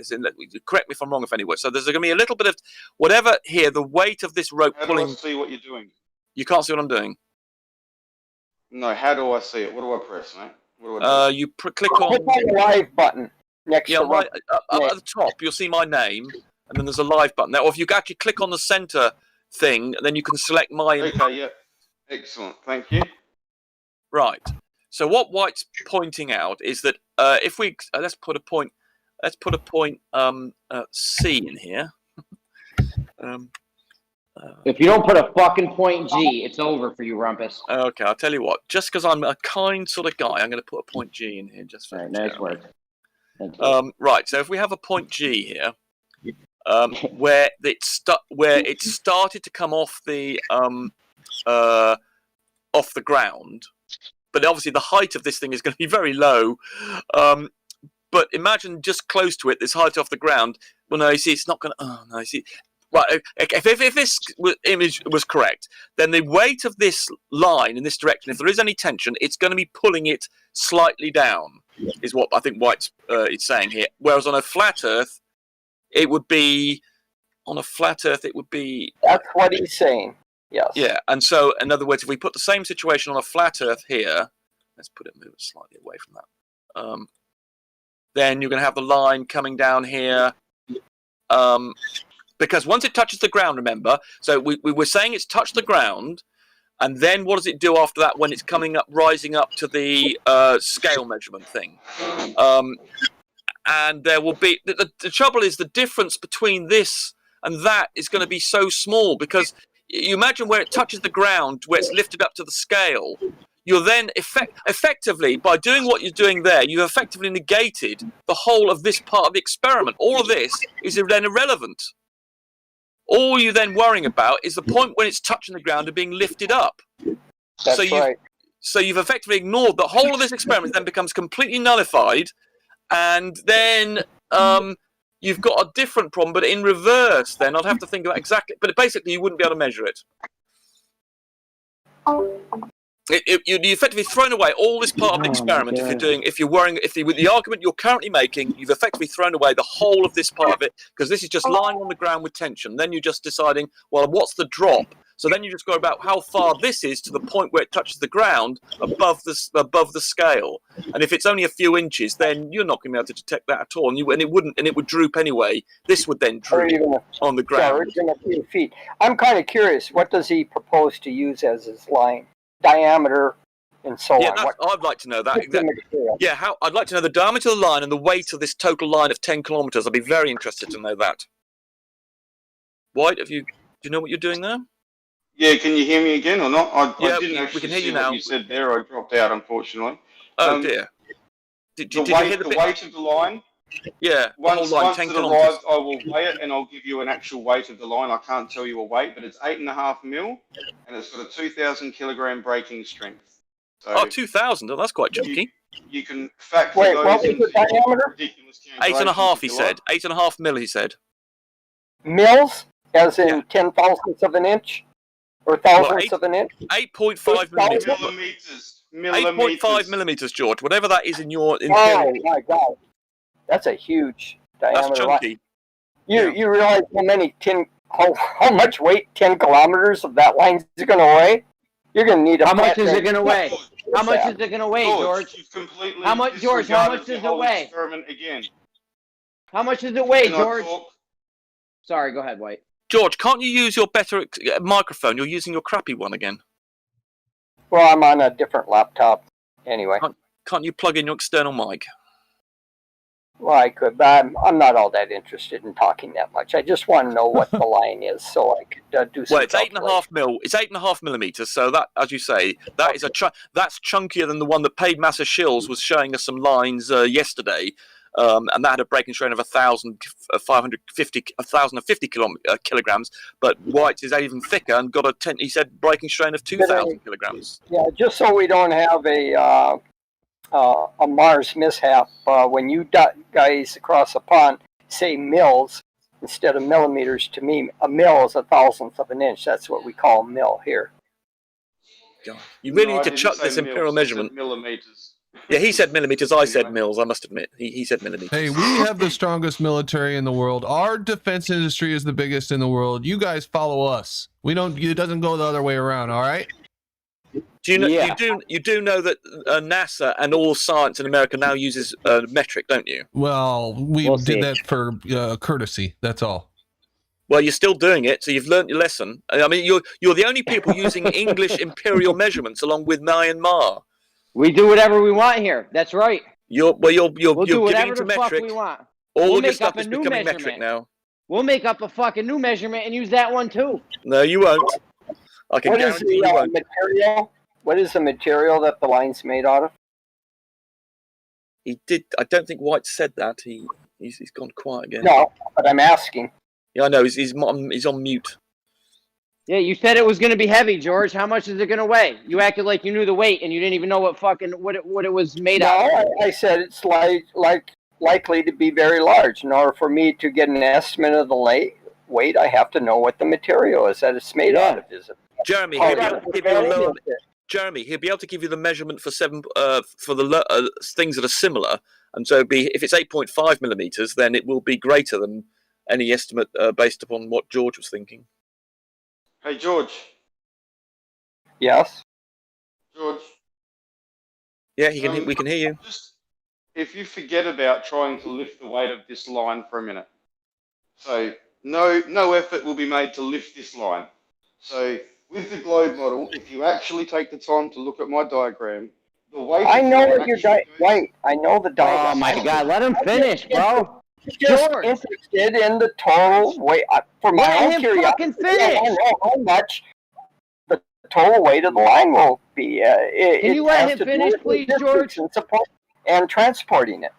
Yeah, George, let him finish a fucking sentence. Jesus Christ! You're keen on understanding my difficulty in transporting the line to the beach, are you?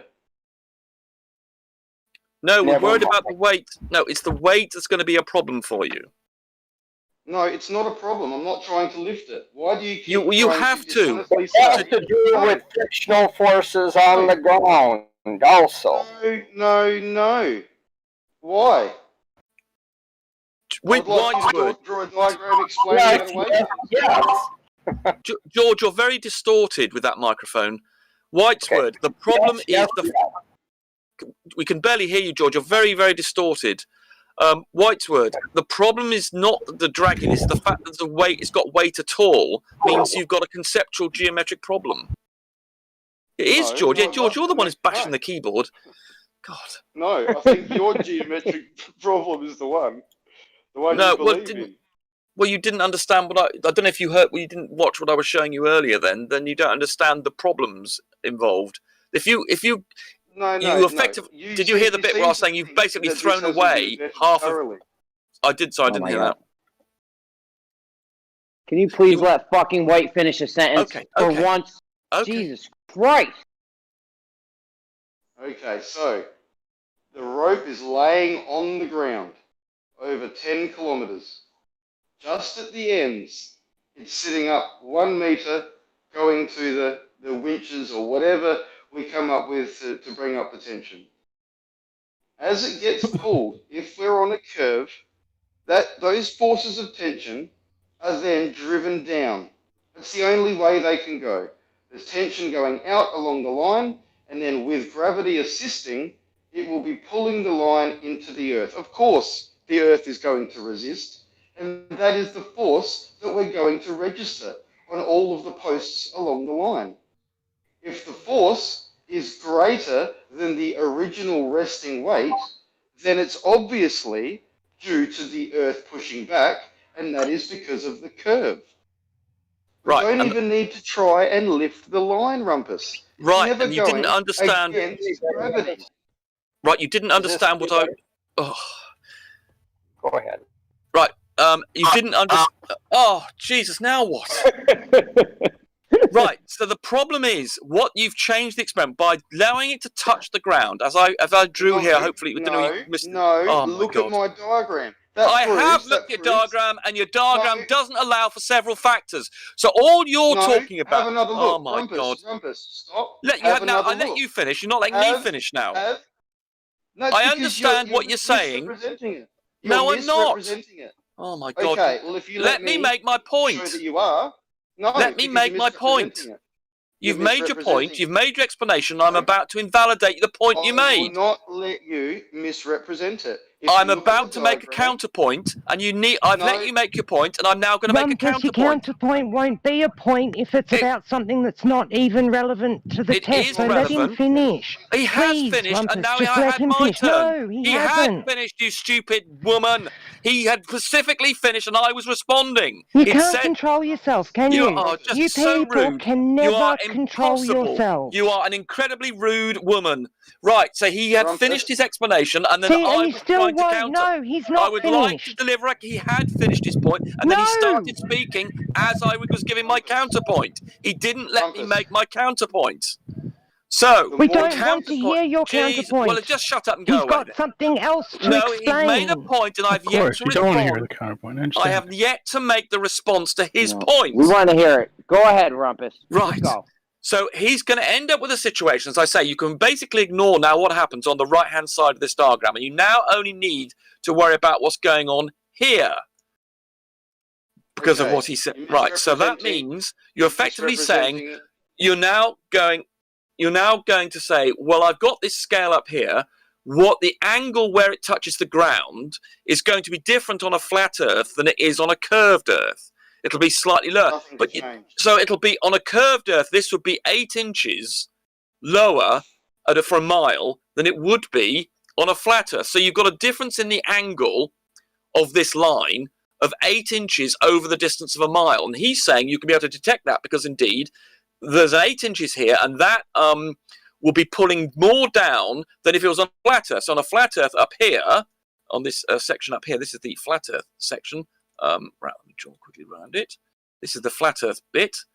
Rumpus, try to be concise, bro. Wrap it up. I'm going to try. Yeah, well, I realised I needed to compare flat Earth. So here's the flat Earth case up here, and here's the curved Earth case here. So the question then becomes, on a curved Earth, this line where it touches the ground is lower by 8 inches than it is on a flat Earth.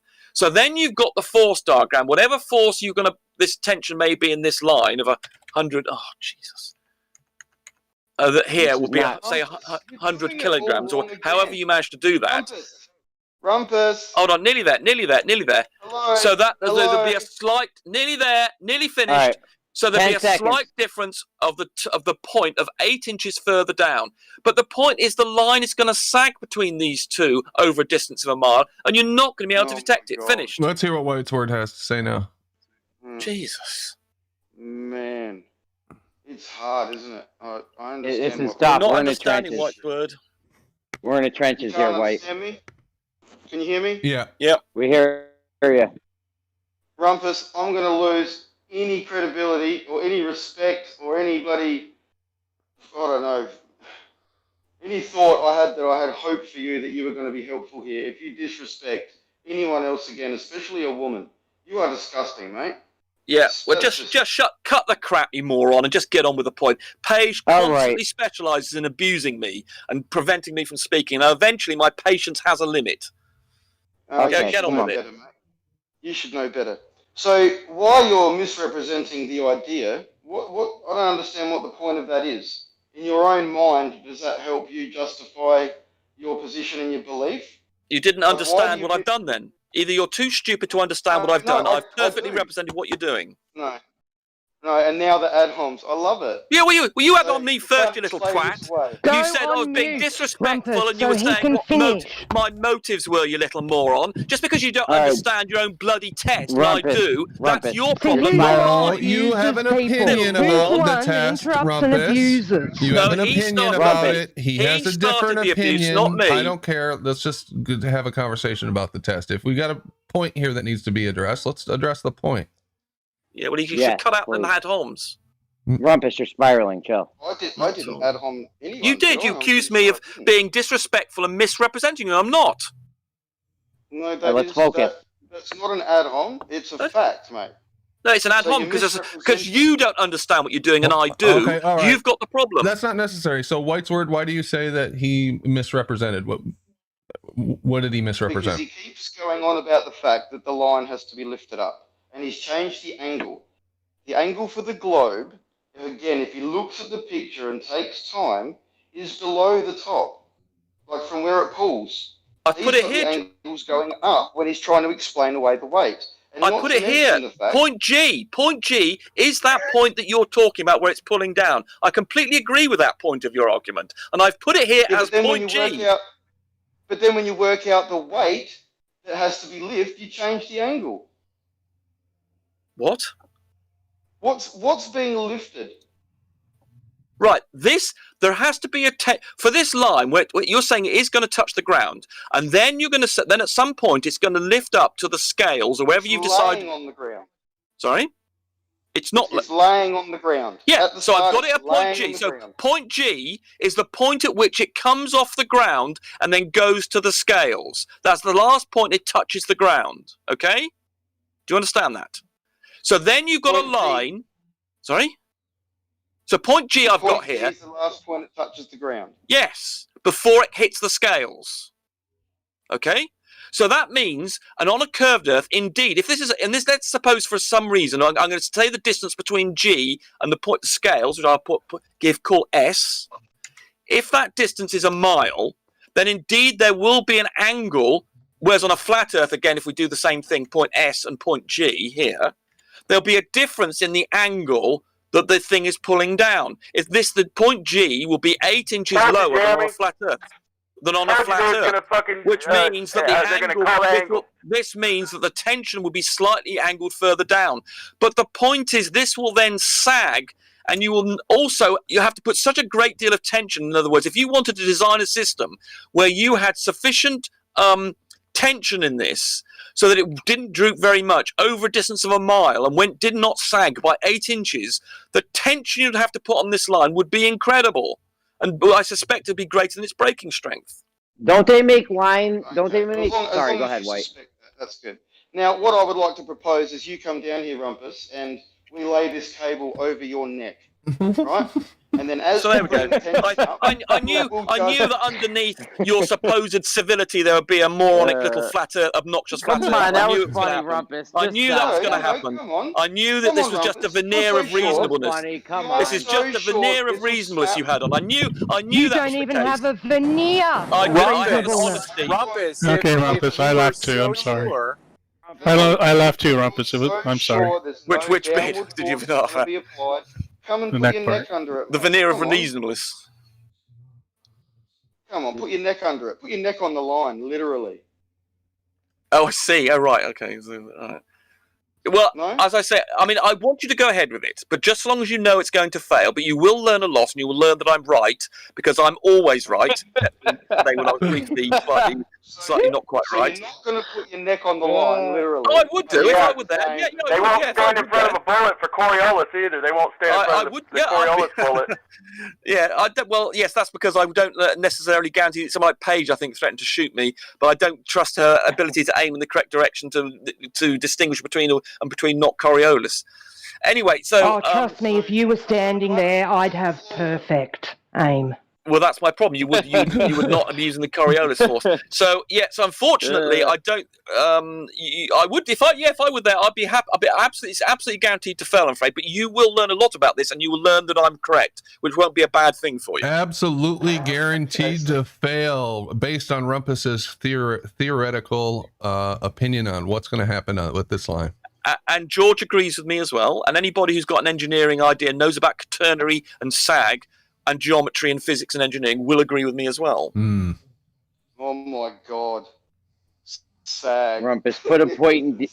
Rumpus, put a point D in between. Put a point D in between G and I've indulged you enough already, Jeremy, with your point G. Okay, guys, we're going to have to wrap it up. It's a good conversation. Let's start off with Allie B, if he's there. He might be sleeping. Allie, any final thoughts? No? Bandsaw.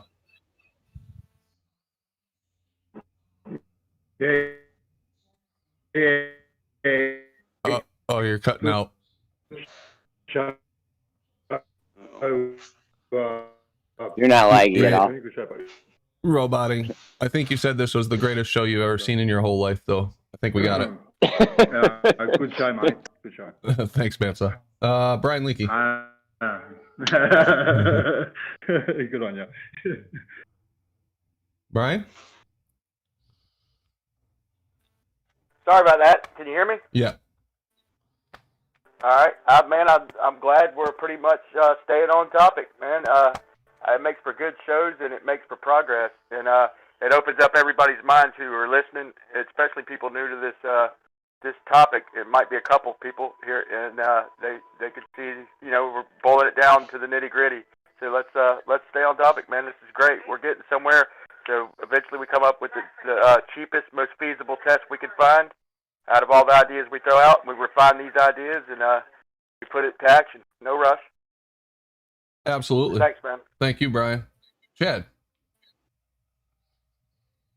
What's up? What up? I wanted Jeremy mentioned something about getting Rumpus a t-shirt.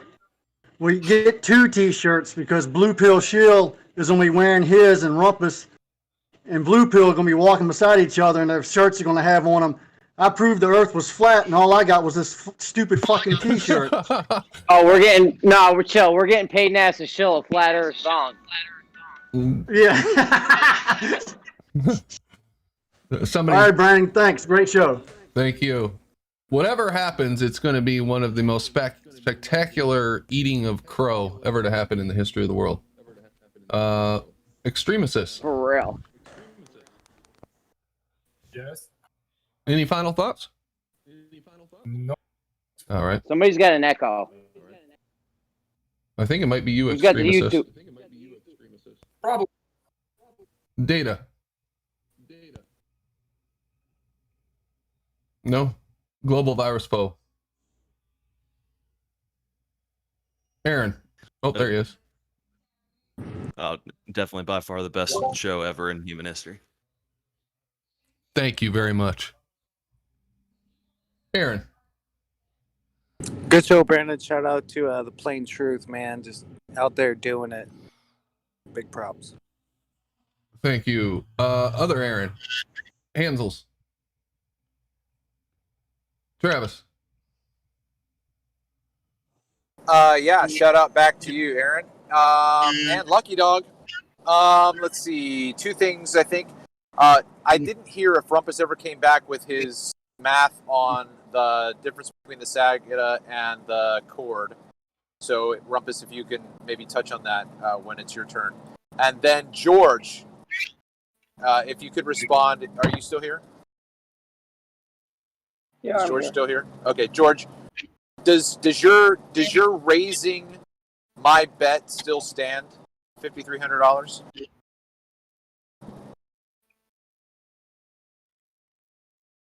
$5,300? Yeah, does that still stand? Sure. All right, will you accept my putting up my two vehicles as collateral? Nope. I No? don't want any vehicles. Okay, I'm not going to give you the fucking vehicles, George. Okay? They are I don't want collateral. any vehicles.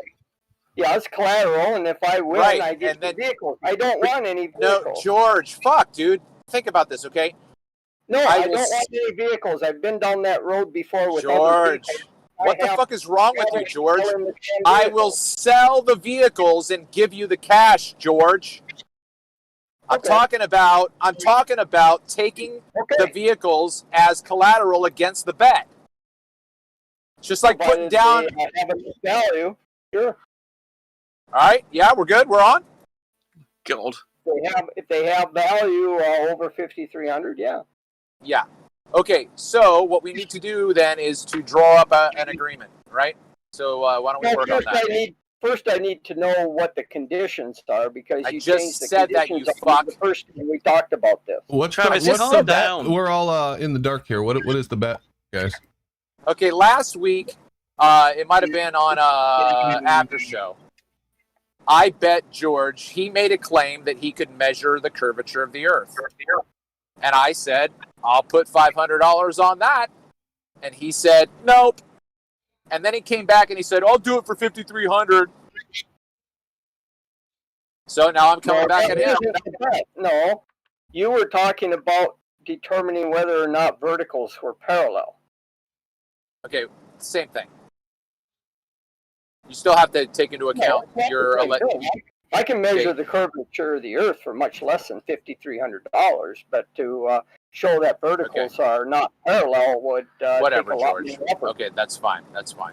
It's a physical measurement, George, okay? So we, like I said, we will have to draw up the details, okay? I think this is going to end in tears, people. Somebody's I going to think be out $5,300. Not yeah. for me. All right, thank you, Travis. Jeremy. Yo, Brian had a dope ass thing. I mean, if we just use a material that doesn't stretch, like chain or I don't know, whatever material doesn't stretch, you know, it can bend all at once. But as long as it doesn't stretch, I mean, what's stopping us from getting a 20-mile piece of chain or something? And you know, if it's over a foot or so, if it's exponential, another 10 miles, I don't know. I just think he had a really good idea. And fuck, what else was I gonna say? Hold on. Damn, I can't remember. Son of a bitch. There's always tomorrow. Good show. All right. Let me know if you think about it. George. Fucking A. Yeah, I did a quick calculation, just making some reasonable estimates on what this line might weigh that White was talking about. And it wouldn't be intractable to deal with logistically, as I come up with numbers somewhere between 700 and 1,500 pounds for 10 miles worth of this, or not 10 miles, but 6 miles worth of this material, this rope. So again, as I've stated before, until you put numbers to things, a lot of times one's intuition can fail you, and it failed me in this case, and it ended up being a lot lighter than I expected. 700 to 1,500 pounds, you said? Between 700 and 1,500 pounds. I had to make some look at some ranges of different materials, and not knowing exactly what the material is. That's the range of weights for 6 miles worth of this material would weigh. Okay. Yeah, that's George, not that much. Yeah. George, if we got it, they make fishing line where miles of it is only a few pounds, and it has a test of hundreds of But your pounds. fishing So if line we got, is your fishing line is not 8 millimeters in diameter either. They do make it highly tensionable, George, at a light weight. All right, let me get through this. We can discuss this afterwards. Thanks for the calculation, though, George. Howard. Matrix Media J. Good show, Brandon. Enjoyed the topic very much. Thank you for having me. Thank you, sir. Paige. Essie. Yes, sir, Brandon. Good show. Good show. Really excited when I see new people coming in. So shout out Yossi and Whites and, Pebbles in the Pond. Look at all these good ideas. So anybody out there, if you're new, don't be shy. Come in and let us know what you think. oh, Peace I out, remember what I was everybody. going to say. Absolutely. I remembered, Brandon. Go ahead, Jeremy. Yeah, I just want to say, all you motherfuckers over at Gems, you better put your 3D glasses on, because I'm going to be coming right at you. From here on out, it's over. I'm done playing games. No. Forgot about that important shit talking. Cool. That was important. Yossi. Yes, I think that a better experiment would be to stretch a line along 10 kilometers and then ask the Japanese space agency to take a picture of the line from the Himawari satellite and tell us whether it's curves. Anyway, sarcasm aside, I enjoyed listening. And I really hope that you guys would actually do the experiment, because I'm quite skeptical about, I'll be honest, I'm quite skeptical about whether you guys would actually go there and do that. But prove me wrong. Good luck with that. Fair enough, Yossi. My final thoughts. Yeah, thank you for joining the panel too. I haven't had final thoughts yet. Oh, go ahead, Ruffles. Sorry about that. Right, it's okay.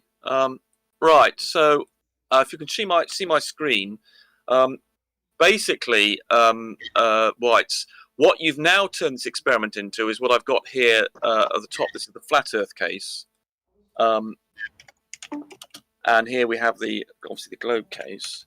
Rumpus, it's final thoughts, bro. Yeah, I know, nearly fair. It's only take a few seconds. So all you're effectively now doing is saying, dependent on where you put the other end of the rope, you'd expect a different force on the scales S. So obviously on that globe Earth, if you went along, say a mile, you'd be further down than you would on a thing on a flat Earth, and that may be measurable, providing that the sack doesn't touch the ground. It will be pulling in a slightly different direction. Then there's the issue about can you stop it touching the ground, and whether or not that to do so, the tension you'd have to put on it would be so great it would break the line. But you're doing a different experiment now, and the argument you just used with me, your last argument, is effectively what I'm describing here. Basically, the point about which it doesn't touch the ground, and if you change the height, you'll be able to then see the transition as you move the point up or down. What effect on the scale being on a flat Earth, you get one effect at a different height, and on a globe, you get another. That will be possible if the thing doesn't break. Finished. All right, thank you, Rumpus. And my final thoughts, thanks to the... Oh, yeah, Howard, go ahead. Yeah, and Brandon, I was White. Though it's very difficult to make these physical measurements over great distances in the sake of avoiding optics, because maybe I think we can't trust them. After a year of sort of controversy, I think that this position finally brings death to the black swan. Thanks, Brandon. All right, thanks, Howard. My final thoughts. I got to be honest. I feel like we're finally making some progress here. And after discussing this very fruitlessly for a long time, it felt like, and I really appreciate everybody's input on this. And I feel good about the future. So whatever happens, whether we prove the globe or showed flat, which is what I think it is, I think it'll be a success all around. Either way, we'll see how it's received, but nonetheless, I think it would be quite an achievement. So we need to keep moving forward, and I'll pitch in together to try to get this done. So thanks for everybody who support the show. Thanks to the panelists for joining. Oh yeah, go ahead, Whitesword. You have final thoughts, Whites? Somebody said something. Hey, just Rumpus, meet me in the beef room. Okay. More polls and Oh, hey, Whites, you cut out during the yeah, beginning. the only thing. Yeah, we didn't hear you, Whites, at all. Might not be. Okay. The only thing I'm changing in my experiment. Okay. Cut out again. Sorry, you said you. Sorry, did he say? Oh, he's my not, bad. Can you repeat what you just said, Whites? Ugh. The only changes I have made will be extra measuring poles between A and G. And I will now put eggs underneath the line at these poles. And they will obviously represent Rumpus's neck. Now also, if someone can package up and ship out to me a ring laser gyroscope, I think that would be probably good enough to measure the change in movement along the line. That's it. Okay. Ring laser gyroscope. Are you seriously looking for a ring laser gyro?